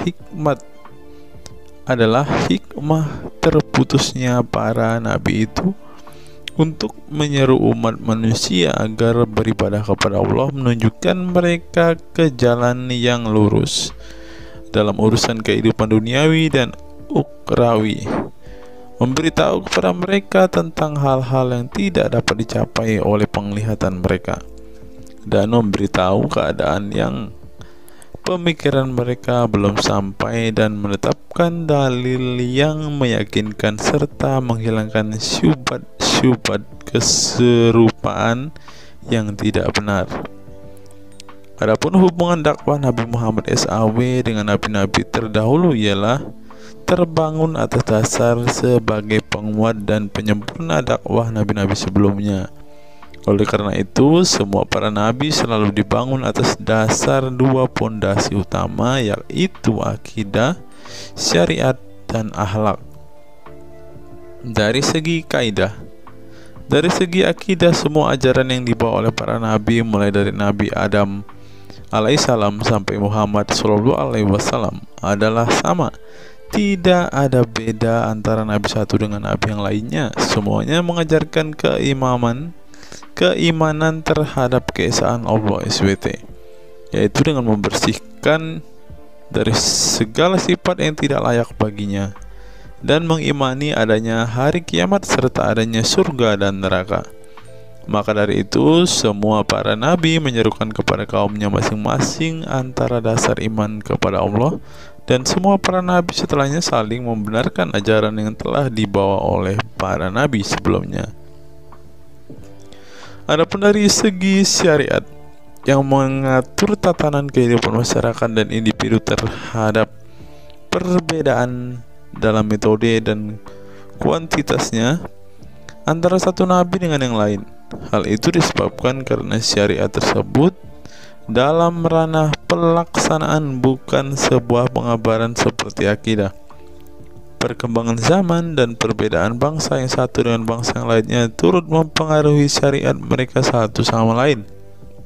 Diutusnya satu nabi itu adalah khusus untuk umatnya pada waktu itu, bukan umum untuk semua manusia. Sebuah hukum syariat terbatas dalam ruang lingkup yang sempit sesuai dengan umatnya pada waktu itu secara khusus. Nah, dari bagian pertama ini kita mengetahui teman-teman mengapa Rasulullah ini dikatakan sebagai nabi penutup, karena Rasulullah juga mengajarkan kepada keesaan Allah, teman-teman. Nah, seperti yang terus di sini. Semuanya mengajarkan keimanan terhadap keesaan Allah SWT, yaitu dengan membersihkan dari sifat segala yang tidak layak baginya dan mengimani adanya hari kiamat dan adanya surga dan neraka. Salah satu alasan mengapa Rasulullah disebut sebagai nabi penutup adalah ini, teman-teman. Mari kita lihat fakta berikutnya. Menurut kumparan, teman-teman, alasan mengapa Rasulullah SAW disebut nabi terakhir, teman-teman. Mari kita simak ya. Saya berharap teman-teman tidak bosan mendengar setiap fakta-fakta yang kita bukakan ini, karena dengan melihat fakta-fakta ini setidaknya kita belajar, teman-teman, dan dapat memaklumi mengapa sih saudara-saudara muslim kita itu sangat-sangat menjunjung tinggi Rasulullah, teman-teman. Mari kita simak. Nabi Muhammad SAW adalah nabi yang ke-25 dalam Al-Quran. Sebagai umat Islam, kita diwajibkan mempercayai bahwa tidak ada rasul lain setelah kematian Nabi Muhammad SAW. Sebenarnya mengapa Nabi SAW disebut rasul terakhir? Bukan tanpa alasan Allah SWT memilih Nabi Muhammad SAW sebagai rasul terakhir, sehingga kita dilarang untuk mempercayai bahwa adanya rasul setelah Nabi Muhammad SAW meninggal dunia, bahkan sampai memiliki cara pandang berbeda dengan beliau. Nah, jadi teman-teman kita, saudara-saudara kita tidak percaya ada nabi setelah Nabi Muhammad, teman-teman. Terlebih ada yang nabi yang membawa ajaran-ajaran yang berbeda dari apa yang diajarkan oleh Rasulullah. Berikutnya, alasan dibalik Nabi Muhammad SAW disebut rasul terakhir. Nabi Muhammad SAW ditunjuk menjadi rasul terakhir Allah SWT dan mendapatkan Al-Quran yang merupakan kitab sempurna dari kitab-kitab sebelumnya. Nah, mereka percaya juga kitab mereka adalah kitab yang paling sempurna, karena kitab-kitab sebelumnya tidak sempurna, maka disempurnakan oleh Al-Quran, teman-teman. Artinya, wahyu yang sudah diterima Nabi Muhammad SAW sudah terputus sejak beliau meninggal dunia. Ibnu Katsir menjelaskan, ini merupakan nikmat Allah Subhanahu wa Ta'ala yang terbesar atas umat ini. Allah Subhanahu wa Ta'ala telah menyempurnakan untuk mereka agama mereka, sehingga mereka tidak lagi membutuhkan agama selain agama mereka. Mereka tidak pula membutuhkan nabi selain nabi mereka. Oleh karena itu, Allah Subhanahu wa Ta'ala menjadikannya sebagai penutup para nabi.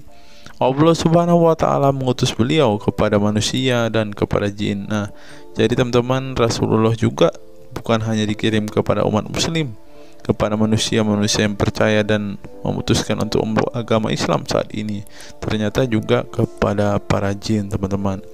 Allah Subhanahu wa Ta'ala berfirman, artinya Muhammad itu sekali-kali bukanlah bapak dari seorang laki-laki di antara kamu, tetapi dia adalah Rasulullah dan penutup nabi-nabi, dan adalah Allah Maha mengetahui segala sesuatu.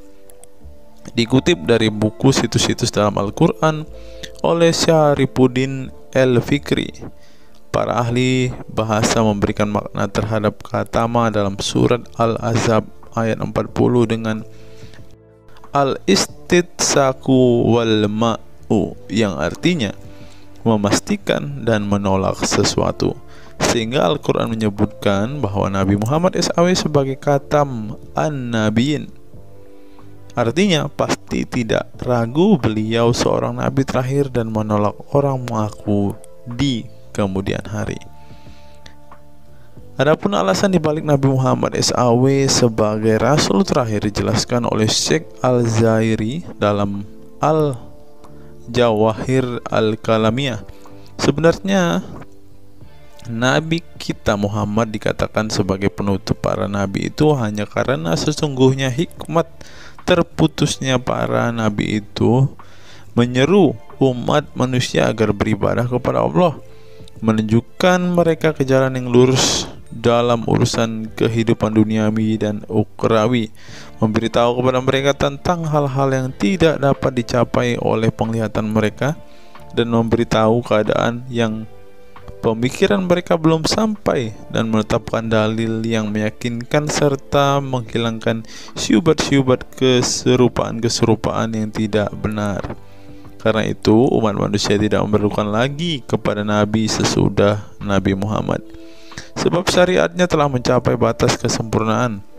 Dan dari alasan inilah tampak jelas tentang rahasia terusnya beliau untuk seluruh umat manusia, dan keberadaan beliau sebagai manusia yang paling utama dalam segi fisik serta halaknya. Demikianlah penjelasan singkat mengenai Nabi Muhammad SAW sebagai Rasul terakhir. Semoga dengan mengetahuinya dapat menambah meneladani beliau sebagai sosok yang sempurna. Yang perlu diingat, jangan menghujat ya teman-teman. Mengutip sindonews.com, inilah ke-10 keistimewaan Rasulullah.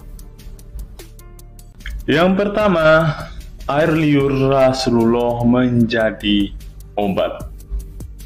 Dari Sahl bin Sa'ad berkata, saat Rasulullah dan para sahabat akan berperang di Khaibar, Rasulullah bersabda bahwa ia akan memberikan bendera kepada seorang pria yang cinta dan dicintai oleh Allah dan Rasul-Nya, dan Allah akan memberikan kemenangan.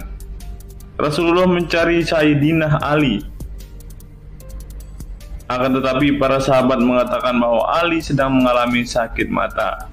Rasulullah memerintah para sahabat untuk mendatangkan Ali kepada beliau. Kemudian Rasulullah meludahi kedua matanya dan mendoakannya. Seketika itu sakit matanya sembuh seakan-akan tidak ada bekas sakit sebelumnya.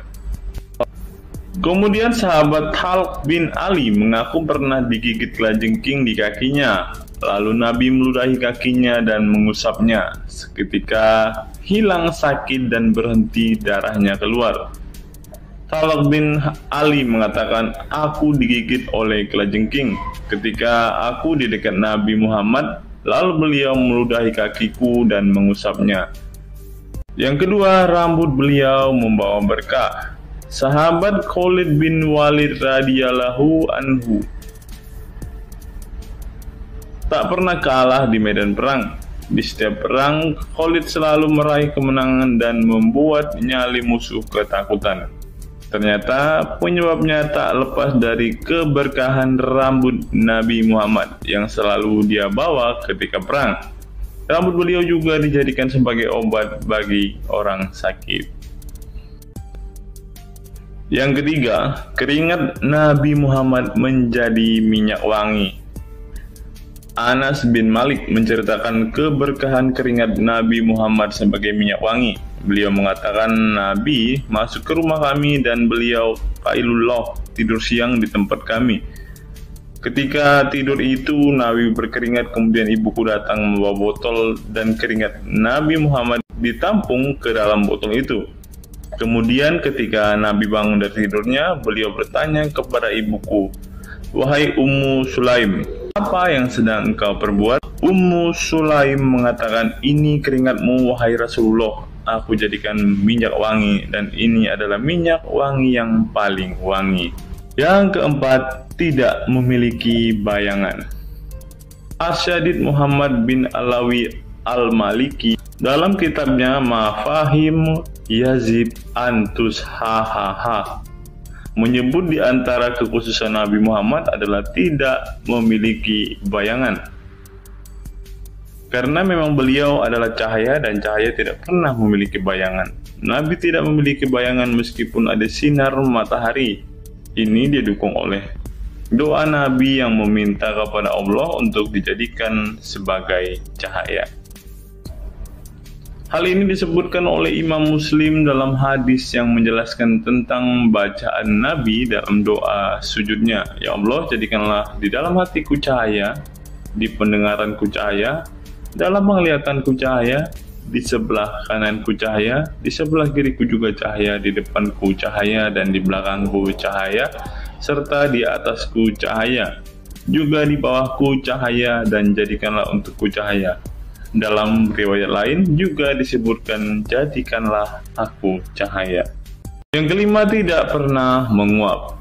Dalam kitab Al-Qashais Al-Kubra, Imam Asyuyuti menyebutkan riwayat Nabi Muhammad yang sepanjang hayat tidak pernah menguap. Ditakris oleh Imam Al-Bukhari dalam kitabnya Al-Tariq, dan juga Ibnu Abi Saibah dalam Musannafnya, dan dari Isa Ibnu Sa'ad dari Yazid bin Al-Asham, beliau berkata bahwa Nabi Muhammad tidak pernah menguap sama sekali. Yang keenam, hati beliau tidak pernah tidur. Keistimewaan lainnya adalah kedua mata beliau tertidur, namun tidak demikian dengan hati beliau. Suatu waktu Nabi Muhammad pernah ditanya oleh istrinya Sayyidah Aisyah tentang tidurnya selepas sholat witir. Wahai Rasulullah, apakah engkau tidur setelah sholat witir? Beliau menjawab, betul Aisyah, sesungguhnya mataku tertidur dan tetapi hatiku tidak pernah tidur. Ini sejalan dengan apa yang disebutkan beliau bahwa para nabi tidaklah tidur kecuali hanya mata mereka saja yang terpejam. Hati mereka tidak pernah tidur dari berzikir kepada Allah Ta'ala. Dan begitu juga para nabi tidur hanya matanya saja, sedangkan hatinya tidak pernah tidur. Yang ketujuh, jubah beliau sembuhkan orang sakit. Asma bintu Abu Bakar radhiyallahu anhu bertaburuk dengan jubah Nabi. Dari Abdullah bin Kaisan berkata, diperlihatkan kepadaku sebuah jubah tayalisah dari Kisra dan kerahnya berbahan dibaj. Juga kedua sisinya dijahit dengan dibaj. Asma berkata kepada budaknya, wahai Abdullah, jubah ini dahulu ada pada Aisyah hingga ia wafat. Setelah Aisyah wafat, aku pun mengambilnya. Dulu Rasulullah sering memakai jubah ini. Kami pun biasa mencuci jubah ini dengan air untuk menyembuhkan orang yang sakit. 8. Darah bekam Nabi diminum sahabat. Darah Rasulullah benar-benar barokah. Sahabat Abdullah bin Zubair radhiyallahu anhu pernah meminum darah Nabi. Diceritakan Abdullah datang kepada Rasulullah ketika beliau sedang berbekam. Setelah Rasulullah selesai, maka beliau memberikan darah berbekam itu sambil berkata, pergilah dan sembunyikan darah ini dari manusia. Maka aku pergi dan meminum darah itu. Selepas itu aku mendatangi Rasulullah kembali. Lalu Rasulullah bertanya, apa yang kamu lakukan? Abdullah menjawab, aku sudah sembunyikan darah itu di tempat yang tidak boleh dilihat oleh manusia. Baginda Nabi berkata lagi, jangan-jangan kamu telah meminumnya? Beliau menjawab, ya, aku telah meminumnya, wahai Rasulullah. Setelah meminum darah itu, Nabi Muhammad berkata kepada Abdullah, sungguh engkau telah menjaga dirimu dari api neraka. Yang ke-9, tidak pernah ihtilam atau dalam tanda kurung mimpi basah. Ihtilam adalah keluarnya air mani karena sebab mimpi atau fantasi. Di Indonesia sering disebut dengan mimpi basah. Dan itu tidak pernah terjadi pada Nabi Muhammad. Dalam kitab hadis Al-Mu'jam Al-Kabir, Imam At-Tabarani mengeluarkan sebuah riwayat dari Ibnu Abbas bahwasannya Nabi Muhammad tidak pernah ihtilam atau mimpi basah. Yang ke-10 yang terakhir, teman-teman, dapat melihat dan mendengarkan ringkihan langit. Dari sahabat Abu Dzar, Nabi Muhammad bersabda, sesungguhnya aku melihat apa yang kalian tidak lihat, dan aku mendengar apa yang kalian tidak dengar, ringkihan langit. Dan memang pantas langit bersuara ringkih, karena di setiap jarak 4 jari di langit ada malaikat yang menaruh keningnya dan sujud kepada Allah. Demi Allah, seandainya kalian mengetahui apa yang aku ketahui, kalian akan sedikit tertawa dan banyak menangis. Keistimewaan lain dari Nabi Muhammad disebutkan ketika beliau buang air tidak ada bekasnya sama sekali. Dalam kata lain, semua kotoran beliau ditelan bumi, tak sedikit pun yang tertinggal. Beliau juga mampu melihat ke belakang dengan jelas sebagaimana beliau melihat ke depan. Itulah ke-10 keistimewaan Nabi Muhammad yang juga menjadi bukti kenabian beliau. Rasulullah adalah manusia sebagaimana umatnya, akan tetapi Allah menjadikan beliau sebagai manusia yang tidak seperti manusia pada umumnya.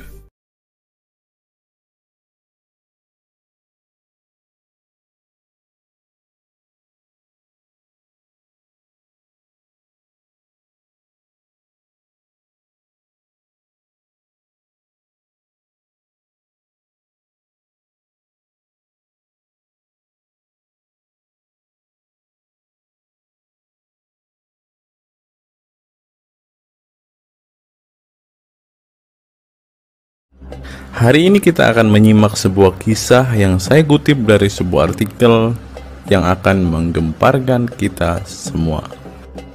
Karena kisah ini berisi sebuah cerita tentang para sahabat Nabi Muhammad yang katanya masuk surga. Bagaimana mungkin para sahabat ini bisa masuk surga? Sedangkan junjungan mereka sendiri pun tidak mempunyai kepastian surga. Seperti yang diungkap Bapak Quraisy Shihab berikut ini. Tidak benar, saya ulangi, tidak benar bahwa Nabi Muhammad sudah dapat jaminan surga. Mendengar apa yang dikatakan Bapak Quraisy Shihab tadi, jelaslah bahwa Rasulullah pun tidak pasti masuk surga. Bagaimana mungkin para sahabat masuk surga jika sang junjungan sendiri tidak punya kepastian surga? Memang sedikit aneh sih teman-teman. Nabi tidak pasti masuk surga, tapi para sahabat masuk surga. Mungkinkah para sahabat lebih baik dari sang Nabi? Untuk itu, mari kita simak kisah para sahabat Nabi berikut ini dan temukan alasan mengapa mereka bisa masuk surga. Kisah sahabat Nabi Muhammad SAW yang dijamin masuk surga oleh Allah SWT. Semua manusia pasti menginginkan masuk surga Allah SWT, namun tidak semua jiwa bisa masuk surga. Ada banyak tantangan dan perjalanan yang sangat panjang yang harus dihadapi umat Islam hingga mendapat kesempatan ala SWT untuk masuk surga. Itu juga belum tentu langsung masuk surga. Mungkin harus ke neraka untuk menghapus dosa-dosa terlebih dahulu. Meski demikian, kita bisa belajar dari kisah sahabat Nabi Muhammad SAW yang dijamin masuk surga Allah. Mereka tidak begitu saja mendapat tempat yang keindahannya kekal abadi. Berbagai ujian keimanan dan fisik dalam mengarungi kehidupan mereka di jalan Allah SWT. Siapa sajakah sahabat Nabi SAW yang dijamin masuk surga? Simak selengkapnya dalam ulasan berikut ini. Kisah sahabat Nabi Muhammad SAW yang dijamin masuk surga. Dalam sebuah hadis terdapat 10 sahabat Nabi SAW yang masuk surga. Hadis tersebut berasal dari Abdurrahman bin Auf radhiyallahu anhu. Ia berkata, Rasulullah SAW bersabda. Adapun kisah 10 sahabat Nabi yang dijamin masuk surga yang dikutip dari buku biografi 10 sahabat Nabi yang dijamin masuk surga karya Sujai Fadil 2020.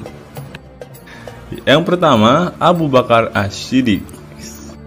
Abu Bakar As-Siddiq dikenal sebagai manusia terbaik setelah Nabi Muhammad SAW.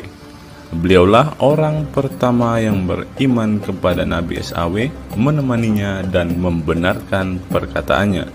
Ketika Nabi Muhammad SAW meninggal dunia, beliaulah yang dipilih menjadi imam dan melanjutkan kepemimpinan sebagai khalifah. Yang kedua, Umar bin Khattab. Sahabat Nabi Muhammad SAW selanjutnya yang dijamin masuk surga adalah Umar bin Khattab. dedikasi beliau kepada agama Islam sangatlah besar. Walaupun sebelum ia memutuskan untuk beriman kepada Nabi Muhammad SAW, ia ingin membunuhnya. Setelah masuk agama Islam, Umar bin Khattab menjadi orang yang paling berani dan mendapat gelar Al-Furuq yang memiliki arti pembeda antara yang benar dan yang salah. Yang ketiga, Utsman bin Affan. Utsman bin Affan merupakan saudagar kaya raya, namun kekayaan tersebut tidak membuatnya sombong, namun kebalikannya. Utsman menggunakan hartanya untuk zakat, sedekah, dan infak. Setelah meninggalnya Umar bin Khattab, beliau melanjutkan kepemimpinannya dan juga melanjutkan tugas untuk menyusun mushaf Al-Quran. Yang keempat, Ali bin Abi Thalib. Ali bin Abi Thalib merupakan sepupu dari Nabi Muhammad SAW, sehingga beliau banyak belajar Islam dari usianya sejak kecil. Ali bin Abi Thalib pernah ditinggal Nabi Muhammad SAW saat perang Tabuk untuk menjaga para wanita dan anak-anak. Setelah meninggalnya Utsman bin Affan, beliau meneruskan kepemimpinannya. Namun di masa kepemimpinannya banyak sekali pertentangan dan perpecahan kelompok dengan pemikiran masing-masing. Talhah bin Ubaidillah. Meski tak seterkenal para khulafaur rasyidin, namun beliau merupakan sosok perlindung bagi Nabi Muhammad dalam perang Uhud dengan menangkis anak panah dengan tangannya hingga kehilangan jari-jarinya. Selain itu, Thalib bin Ubaidillah disanjung karena kebaikan hati dan sedekah beliau. Yang keenam, Zubair bin Awam. Zubair bin Awam merupakan orang pertama yang berani mencabut pedangnya di jalan Allah SWT saat ia menduga ada orang musyrik yang sewenang-wenang kepada Nabi Muhammad SWT. Perjuangannya untuk masuk ke Islam tidaklah mudah. Beliau sempat disiksa oleh pamannya sendiri agar tidak mengikut Nabi Muhammad SAW. Yang ketujuh, Abdurrahman bin Auf. Abdurrahman bin Auf merupakan seorang saudagar yang kaya raya. Walaupun seorang yang berlimpah harta, beliau banyak menggunakan hartanya untuk kaum muslimin. Ketika mendengar bahwa dirinya akan masuk surga, Abdurrahman bin Auf khawatir apakah layak masuk surga dan merasa dirinya bukanlah siapa-siapa. Yang kedelapan, Sa'ad bin Abi Waqqas. Sa'ad bin Abi Waqqas merupakan paman Nabi Muhammad SAW dari ibunya. Ketika mendengar Islam di Mekah, Sa'ad langsung menghampiri Nabi Muhammad SAW untuk beriman kepada Allah SWT dan Rasulnya. Sa'ad bin Abi Waqqas merupakan orang pertama yang meletakkan anak panah di jalan Allah SWT. Beliau juga dipilih menjadi komandan perang Qadisiyah dan diangkat menjadi gubernur Kufah di masa kepemimpinan Utsman bin Affan.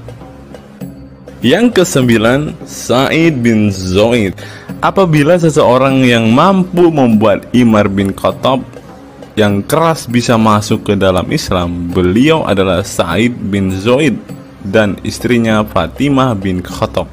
Beliau mengadakan pertemuan di Darul Arqam dan sebelumnya menyampaikan dakwah di dalamnya. Sa'id bin Zaid tidak pernah absen dari peristiwa penting dan peperangan bersama Nabi Muhammad SAW kecuali di perang Badar. Yang ke-10, Abu Ubaidah bin Jarrah. Abu Ubaidah bin Jarrah merupakan seorang sahabat Nabi Muhammad yang lemah lembut namun cekatan. Beliau termasuk salah satu generasi pertama yang masuk Islam. Ketika perang Uhud, dua gigi depannya copot, malah tampilan dirinya makin bagus. Giginya ompong dikarenakan ia mencabut dua rantai yang masuk melalui lubang kancing topi besi di wajah Nabi Muhammad SAW karena terkena tebasan. Dari 10 kisah tadi, semua sahabat Nabi itu terkenal dengan perbuatan baiknya.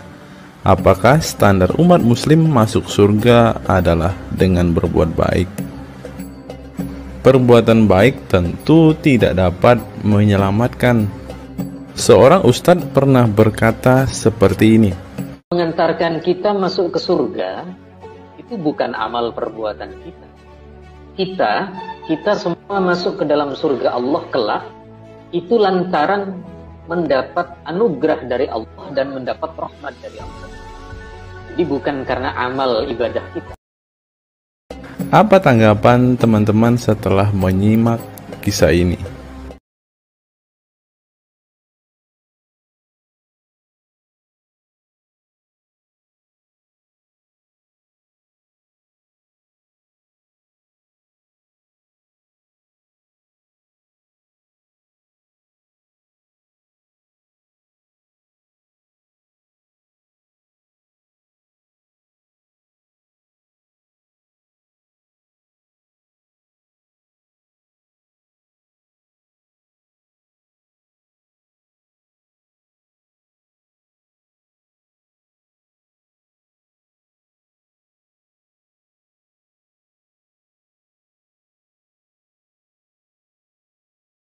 Saya teringat dengan satu perkataan seorang ustadz, teman-teman. Ustadz ini mengatakan bahwa memang benar saudara-saudara muslim kita itu hanya suka membaca Al-Quran, suka berbahasa Arab, tetapi pada kenyataannya mereka ini, teman-teman, ternyata adalah orang-orang yang tidak paham sama sekali dengan apa yang mereka baca, teman-teman. Dan akhirnya Ustadz ini mengatakan bahwa saudara-saudara muslim kita ini seperti keledai, teman-teman. Mari kita dengarkan apa yang disampaikan Ustadz ini. Kita bangga menghafal Al-Quran tapi tidak memahami Al-Quran. Senang mengulang berbahasa Arab tapi tidak mengerti bahasa Arab. Suka membaca Al-Quran tapi tidak memahami maknanya. Akhirnya apa? Menjadi keledai di Indonesia. Tidak sampai di situ saja, teman-teman. Menurut NU Online, seperti yang disampaikan oleh Gus Baha, ingin umat Islam banyak baca Al-Quran meski tak paham maknanya. Teman-teman bisa baca sendiri ya judul artikel ini. Artikel ini mengatakan seorang Gus ingin umatnya itu semua umatnya dia ingin bahwa mereka harus mau dan rajin membaca Al-Quran, teman-teman. Walaupun ya pada kenyataannya apa yang mereka baca mereka tidak ketahui, apa yang mereka baca mereka tidak tahu maknanya, teman-teman. Mari kita dengarkan dan lihat apa isi dari artikel yang diransir oleh NU Online ini, teman-teman. Jakarta, NU Online. Rais Syuriah Pengurus Besar Nahdlatul Ulama PBNU Kiai Haji Ahmad Bahaudin Nur Salim yang biasa dikenal dengan Gus Baha mengingatkan umat muslim atau umat Islam untuk memperbanyak membaca Al-Quran meski tidak memahami maknanya. Waduh, gak bahaya kah ini? Ustadznya mengatakan harus baca saja Al-Quran walaupun tidak paham. Wah, bisa-bisa umat Islam jadi keledai se-Indonesia nih, seperti yang dikatakan Ustadz yang barusan tadi. Karena semuanya disuruh baca, disuruh hafal, tidak peduli tahu atau tidak arti dan maknanya. Aduh, gimana ini, teman-teman? Sebagai kitab suci, Al-Quran harus lebih dekat dengan umat Islam. Cara mendekatinya bisa dengan mempelajari dan memahami kandungan Al-Quran atau membacanya. Membaca Al-Quran lebih bernilai ibadah, terutama di bulan suci Ramadan. Saya paling sangat ingin di Ramadan ini banyak membaca Al-Quran, baik membaca secara qiraatan saja atau lebih jelasnya. Sebagaimana dikutip NU Online dari akun YouTube Santri Gayeng, menurut Gus Baha, membaca Al-Quran tidak harus menunggu paham arti dan tafsirnya, sebab membaca Al-Quran dari huruf ke huruf sudah bernilai ibadah. Meskipun seorang yang membacanya itu tidak paham arti dan maknanya. Terlebih ketika membaca dan kemudian menjadikan isi Al-Quran sebagai bimbingan hidup. Gus Baha mencoba melogikakan orang yang membaca Al-Quran tetapi tidak memahami maknanya. Ia menjelaskan ketika seseorang membaca Al-Quran dan tidak paham maknanya, maka seseorang itu hanya menyibukkan diri dengan kalamullah. Hal ini menurut Gus Baha sesuatu yang baik. Tetapi Ustadz yang tadi mengatakan kalau hanya bisa membaca tetapi tidak ngerti maknanya, mereka sama dengan keledai di Indonesia. Nah, sekarang umat muslim bingung nih harus ngikutin yang mana, mau jadi keledai atau hanya menjadi pembaca tetapi tidak tahu apa-apa nih. Lanjut teman-teman. Efek dari kesibukan dengan kalamullah itu pasti tidak melakukan maksiat.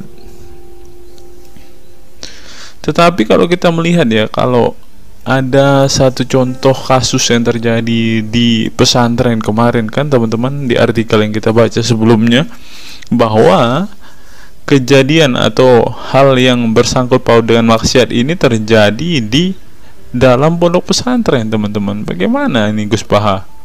Kalau Anda mengatakan bahwa ketika orang sibuk dengan membaca Al-Quran dengan kesibukan membaca kalamullah dan bisa terhindar dari melakukan hal-hal maksiat, tapi kok di pondok pesantren malah terjadi maksiat nih Gus Baha, bagaimana ini? Lanjut, saya beri contoh, meskipun membaca saja dan tidak paham artinya, itu tetap baik. Ada orang yang semalaman itu duduk bersama keluarga, ngobrol ringan tentang masa lalu, cerita lucunya atau lucunya anaknya. Pada malam itu ditulis oleh malaikat bahwa keluarga ini tidak maksiat, tidak dugem, tidak narkoba, dan tidak ke tempat maksiat, jelasnya. Gus Baha mengatakan keberkahan dari seorang muslim atau muslimah menyibukkan diri bercengkrama bersama keluarga, asik guyon dengan teman dan tetangga adalah tidak melakukan maksiat dan tidak macam-macam, apalagi jika saat itu membaca Al-Quran. Hal ini sesuai dengan kajian ilmu usul fikih yang dipelajari Gus Baha dari Al-Makfurlah Kiai Haji Maimun Zubair. Dia menegaskan bahwa di antara kebaikan agama Islam adalah meninggalkan itu adalah pekerjaan yang tidak butuh modal. Gus Baha menjelaskan, apabila seseorang ingin mendapat pahala sholat, maka harus sholat. Kalau ingin mendapat pahala haji, maka harus haji. Namun ada kebaikan yang tidak perlu modal, yaitu meninggalkan kemungkaran. Caranya cukup meninggalkan hal-hal yang dilarang Allah. Cara meninggalkan kemungkaran bisa dengan bercengkrama dengan keluarga, baca Al-Quran, bercanda dengan teman, dan hal positif lainnya. Sehingga kalau ada orang yang tanya, kenapa baca Al-Quran meskipun tidak paham itu dapat pahala? Satu, karena itu kalamullah. Kedua, sebagai kebaikan itu adalah meninggalkan kemaksiatan. Meninggalkan itu bisa dilakukan dengan hal-hal mudah. Ini pentingnya ngaji. Saya ngaji usul fikih dengan Kiai Haji Maimun, abahnya Gus Yasin, katanya. Gus Baha mengaku sejak kecil ia sudah terbiasa membaca dan mempelajari Al-Quran, bahkan hingga saat ini. Kebiasaan Gus Baha mempelajari Al-Quran yang berlangsung puluhan tahun ini membuatnya memiliki kecintaan yang mendalam dengan kitab suci yang diturunkan kepada Nabi Muhammad itu. Ia juga membaca banyak literatur klasik maupun modern untuk memahami Al-Quran. Kemudian melakukan diskusi dengan banyak pakar Al-Quran dari berbagai daerah dan negara tentang berbagai tema. Tetapi syukur-syukur bacanya Al-Quran itu paham. Artinya paham sesuai dengan kapasitas masing-masing. Saya mulai kecil hingga sekarang masih ngaji Al-Quran, masih belajar, juga masih terus mencari ilmu. Ucap pengasuh pondok pesantren Tahfidzul Quran LP3 IA Rembang, Jawa Tengah itu.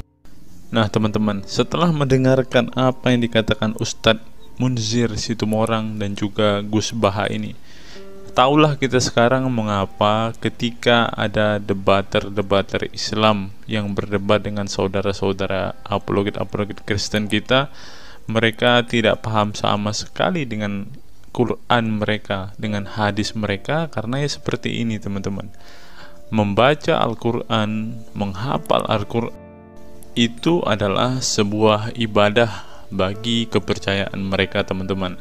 Walaupun mereka tidak paham apa yang mereka baca, walaupun mereka tidak mengerti sama sekali apa yang mereka baca teman-teman, yang penting dibaca saja, itu adalah sebuah amal baik. Nah teman-teman, kita belajar bahwa ketika apologet Kristen berdebat dengan para apologet Islam atau dengan para polemikus Muslim, inilah yang terjadi teman-teman. Mereka tidak paham sama sekali ketika mereka ditanya isi hadis dan Qur'annya. Karena pada intinya atau pada kenyataannya, seperti pengakuan dua ustadz ini tadi, bahwa memang benar umat muslim itu hanya senang membaca, hanya suka membaca, hanya suka mengimani, tetapi tidak paham sama sekali dengan apa yang mereka baca dan imani teman-teman. Sebagai contoh teman-teman, kita kalau melihat perdebatan antara Gurunda Zuma dengan apologet Kristen ya, ketika Zuma ditanyakan ayat-ayat Al-Quran atau hadis-hadisnya, Zuma pasti tidak pernah menjelaskan ayat dan hadis itu teman-teman. Alasannya ya kita tahu ya, sekarang ternyata memang Zuma pun ternyata hanya hafal, hanya suka membaca, tetapi tidak paham dan tidak mengerti sama sekali dengan apa yang mereka baca dan hafalkan teman-teman. Ya, jadi kita bisa ambil kesimpulan bahwa orang-orang model seperti ini sama seperti keledai di Indonesia, seperti yang diungkapkan oleh Ustadz Munzir Situmorang tadi teman-teman.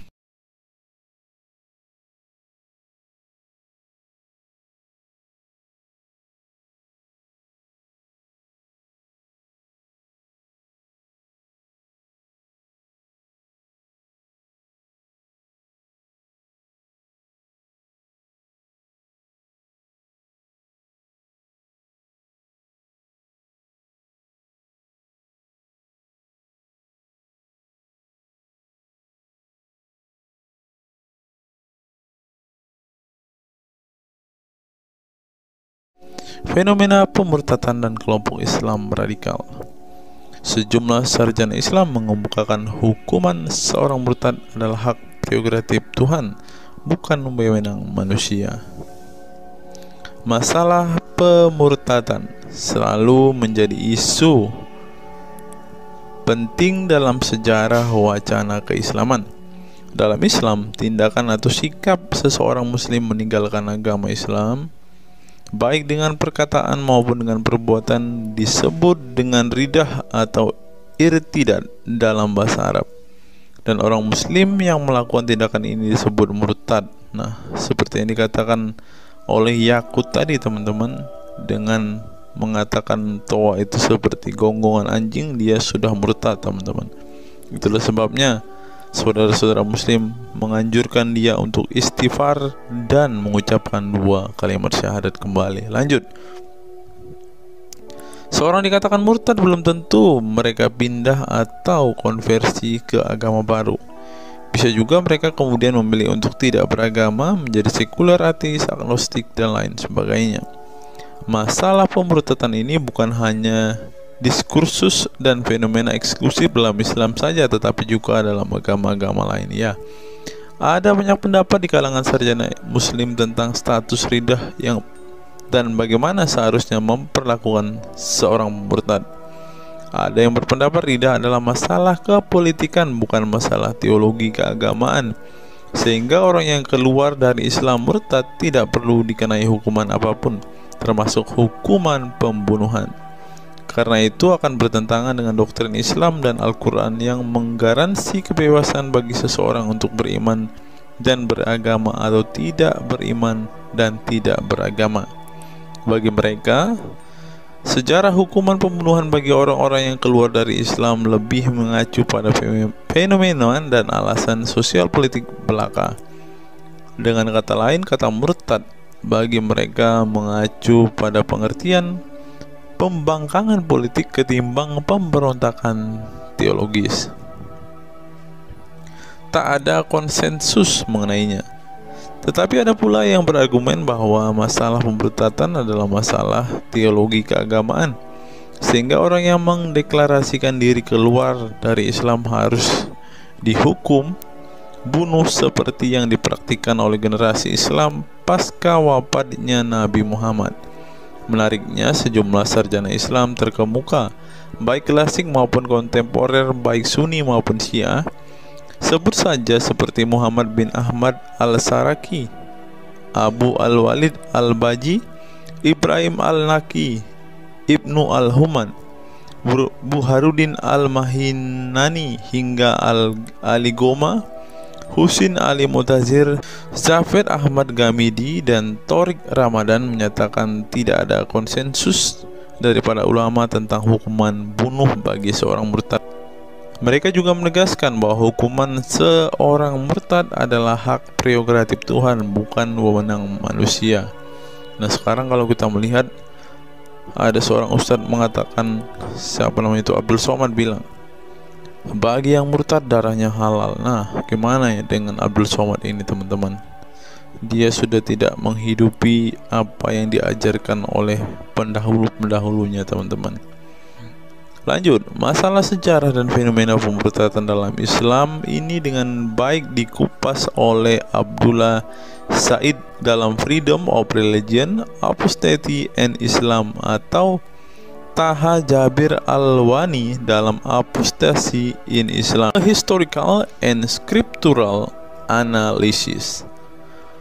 Tulisanku ini tak bermaksud membahas secara lebih dalam dan detail tentang pemurtadan ini, tetapi ingin menyajikan sejumlah fenomena pemurtadan di kalangan masyarakat Islam kontemporer, di mana banyak orang-orang yang memilih keluar dari Islam bukan lantaran menghadapi peliknya masalah teologi keislaman misalnya, melainkan dikarenakan telah muak menyaksikan perilaku Islam itu sendiri, khususnya kalangan muslim ekstremis. Nah, ini juga yang buat saudara-saudara kita muslim murtad, teman-teman.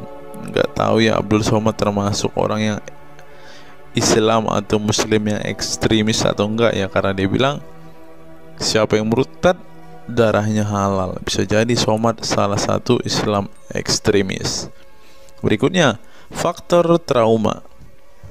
Bagi kelompok Islam militan konservatif, pemurtadan adalah tindakan haram dan kaum murtad harus dibunuh. Tetapi mereka tidak menyadari bahwa banyak kaum Islam yang memilih menjadi murtad justru karena mereka trauma dengan perilaku brutal kelompok radikal Islam itu sendiri. Lihat misalnya penuturan sejumlah mantan muslim dalam buku Living Islam, Apostate Speak Out, yang diedit oleh Ibnu Warak, nama samaran, seorang pensiunan Islam kelahiran Rajkot, India. Dalam buku yang sangat provokatif ini, sejumlah ex-muslim bersuara keras memberi kesaksian tentang kebobrokan perilaku kelompok muslim radikal di negara-negara yang mayoritas berpenduduk muslim seperti Pakistan, Bangladesh, Aljazair, Iran, Afghanistan, dan lain sebagainya. Para penulis buku ini sebelumnya merupakan para sarjana aktivis muslim yang taat saleh sampai akhirnya mereka menyaksikan momen-momen mengerikan dalam hidup mereka hingga akhirnya mereka menyatakan goodbye pada Islam. Lihat teman-teman, mereka ini adalah saksi keekstriman Islam, teman-teman. Kini mereka memilih menjadi Kristen, agnostik, ateis, humanis, sekularis, free thinker, dan lain sebagainya. Setelah mendeklarasikan dari emoh pada Islam, mereka kemudian pada umumnya memilih tinggal di Barat, khususnya Amerika Serikat, Kanada, Eropa Barat, dan Australia. Karena kalau mereka tinggal di Arab ya pasti dipenggal, teman-teman. Sebagai suaka baru mereka dengan pertimbangan satu, masalah ketidakamanan jika mereka tinggal di negara asal mereka, sebab seorang yang pindah agama dihukumi murtad dan mereka itu bisa dibunuh. Nah, benar apa yang saya katakan tadi kan teman-teman. Yang kedua, lantaran di barat ada jaminan soal kebebasan beragama. Nah, kalau di negara asal mereka hanya satu agama teman-teman. Kalau mau meluk agama lainnya, siap-siap dipenggal karena darahnya halal. Inilah ajaran Islam yang asli. Berikutnya, buku yang ditulis oleh kaum murtad ini penting untuk disimak sebagai kritik tajam atas tindakan radikalisme agama yang dilakukan oleh, meminjam istilah Muhammad Said Asmani, kelompok ekstrim yang sering menebarkan kekerasan dan kebencian dalam menyampaikan pesan-pesan keagamaan tanpa disadari bahwa perilaku sadis dan barbar mereka telah menyebabkan sebagian umat Islam frustasi dan kehilangan kepercayaan terhadap agama mereka, kemudian memilih hengkang dari Islam. Ini menunjukkan bahwa masalah pemurtadan atau proses konversi tidak semata-mata masalah teologi keagamaan, tetapi juga sosial, politik, dan ekonomi. Itulah yang dialami Ibnu Warraq, Ali Sina, Anwar Saik, Faisal Muhammad, Syarek Malik, Samia Libini, Abul Qasem, dan masih banyak lagi. Semula mereka adalah para pemeluk Islam saleh yang kemudian memilih keluar dari agama ini setelah mereka mengalami dan menyaksikan peristiwa tragis dalam sejarah hidup mereka. Simak misalnya penuturan Ali Sina dalam Why I Live Islam, My Passage from Faith to Enlightenment. Ali Sina yang masih keturunan Ayatollah Iran ini menuturkan pengalaman getir hidupnya menyaksikan serangkaian horor di negaranya Iran. Dia mengatakan sejak Ayatollah Khomeini berhasil menggulingkan diktator Shah Reza Pahlavi pada tahun 1979, segera ia mengganti ideologi sekuler negara dengan ideologi Islami yang tunduk sepenuhnya pada otoritas Khomeini. Masih menurut Ali Sina, alih-alih ingin menegakkan kedaulat Tuhan, dalam praktiknya yang terjadi justru penegak kedaulatan Khomeini, di mana melalui agen rahasianya yang bernama Saza Mene Ate Laat Fa Amniate Keskharar, yang disingkat Sefak, dia dan para pendukungnya menghancurkan siapapun yang tidak mau tunduk pada otoritas politik keagamaannya, termasuk bekas sekutunya. Maka pada saat Imam Khomeini berkuasa, kata Sina, nyawa pun menjadi sangat murah. Ribuan orang Irak dibunuh sebagai efek perang teluk antara Iran-Irak. Ribuan pengikut Bahai Faith disiksa dengan tuduhan murtad, dan ribuan penduduk Iran yang menolak otoritas politik dan agama sang imam dipenjara. Nasib kaum perempuan lebih tragis lagi. Sebelum dibunuh, mereka diperkosa oleh tentara syariat dengan alasan sebagai imbalan pembangkangan kepada sang Ayatollah sekaligus tiket menuju surga. Oh, ngeri teman-teman, tiket menuju surga. Peristiwa tragis semasa rezim Khomeini ini membuat Ali Sina trauma dan kehilangan kepercayaan terhadap Islam, sehingga ia memilih murtad.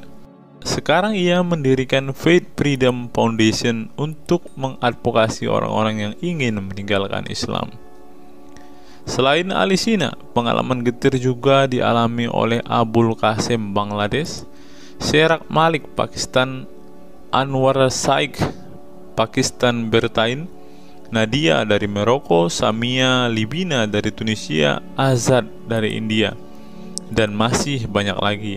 Setelah mengalami dan menyaksikan sejumlah peristiwa tragis kekerasan agama yang dilakukan kaum muslim radikal di negara mereka, mereka kemudian hijrah ke iman yang baru. Memang tidak bisa dipungkiri di negara-negara berbasis Islam itu telah terjadi sejumlah peristiwa sadis yang dilakukan sekelompok rezim muslim militan dan kaum radikal agama demi ambisi politik kekuasaan mereka. Atas nama agama dan penegakan syariat Islam, mereka melakukan serangkaian teror dan kekerasan terhadap kelompok minoritas dan lawan-lawan politik agamanya. Penulis perempuan Mesir Bat Ye'or telah menunjukkan dengan baik sebagian dari sejarah gelap radikalisme kelompok militan konservatif terhadap kaum minoritas ini dalam buku The Decline of Eastern Christianity Under Islam from Jihad to Dhimmitud. Dalam buku ini, dia berpendapat bahwa konsep dhimmi, khususnya Kristen dan Yahudi yang secara literal mengacu pada definisi protected people, orang-orang yang dilindungi, dalam realitasnya justru menjadi kelompok yang diperas, dieksploitasi karena di samping dipaksa membayar pajak pada pemerintah, mereka tidak pernah menikmati hak-hak sipil sebagai warga negara. Di negara-negara berbasis syariat Islam, mereka memang menjadi warga negara kelas 2, kalau bukan malah tidak berkelas lagi. Wah. Tidak hanya non-muslim saja, kaum muslim yang kebetulan berseberangan dengan ideologi dan aliran keagamaan rezim penguasa, baik rezim Sunni maupun Syiah, juga mendapat perlakuan kejam dan diskriminatif. Sebagian dari kaum muslim yang dizolimi oleh rezim Islam ekstrem ini masih bertahan memeluk Islam. Tetapi sebagian lain lebih memilih kabur ke negeri lain dan emoh memeluk Islam lagi. Ilustrasi di atas merupakan peringatan keras sekaligus memberi pelajaran berharga bagi umat Islam. Dengarnya saudara-saudara Islam, khususnya kelompok muslim militan konservatif yang selama ini getol berdakwah dengan cara-cara kekerasan dan intoleran. Perilaku brutal dan aksi-aksi kekerasan yang mereka lakukan tidak hanya menyebabkan simpati publik terhadap kaum muslim merosot atau melorotnya tingkat kepercayaan publik terhadap Islam sebagai agama damai, toleran, pluralis, dan rahmatan lil alamin. Tetapi lebih dari itu, tindakan konyol kaum radikal agama ini telah menyebabkan pemurtadan sebagian umat Islam itu sendiri. Kedepan kaum muslim harus menebarkan Islam dengan cara-cara damai, santun, dan toleran, bukan dengan tindakan keras, kasar, dan intoleran yang justru merugikan Islam dan kaum muslim itu sendiri. Jika memang Islam itu agama rahmat bagi alam semesta, maka buktikan itu dengan tindakan nyata. Wallahu alam bishawab. Nah, itulah fakta-fakta yang bisa saya sampaikan pada kesempatan hari ini, teman-teman. Kiranya fakta-fakta ini dapat membuat kita semua sebagai umat Kristen semakin bersemangat berdoa, terlebih memberitakan Injil kepada saudara-saudara muslim kita yang benar-benar rindu, yang benar-benar ingin dan haus mendengarkan kabar baik, teman-teman. Karena Alkitab memang mengatakan ada orang-orang yang hatinya sudah tertutup untuk Injil dan mereka tidak akan pernah mendengarkan kabar baik itu. Bagi saudara-saudara muslimku, segeralah murtad, karena sesuai dengan apa yang kita bacakan hari ini, banyak sekali fakta-fakta yang di luar nalar yang bisa menjadi alasan kalian untuk meninggalkan agama Islam. Apa pendapat teman-teman setelah menyimak video ini? Silahkan tuliskan komentar waras teman-teman di kolom komentar video ini, agar banyak orang semakin waras dan semakin sadar bahwa hanya Yesuslah satu-satunya Tuhan dan Juru Selamat, Hanya Yesuslah satu-satunya yang menyediakan surga bagi setiap orang yang percaya kepadanya. Salam waras, salam sadar. Sampai bertemu di video-video kita berikutnya. God be with you all.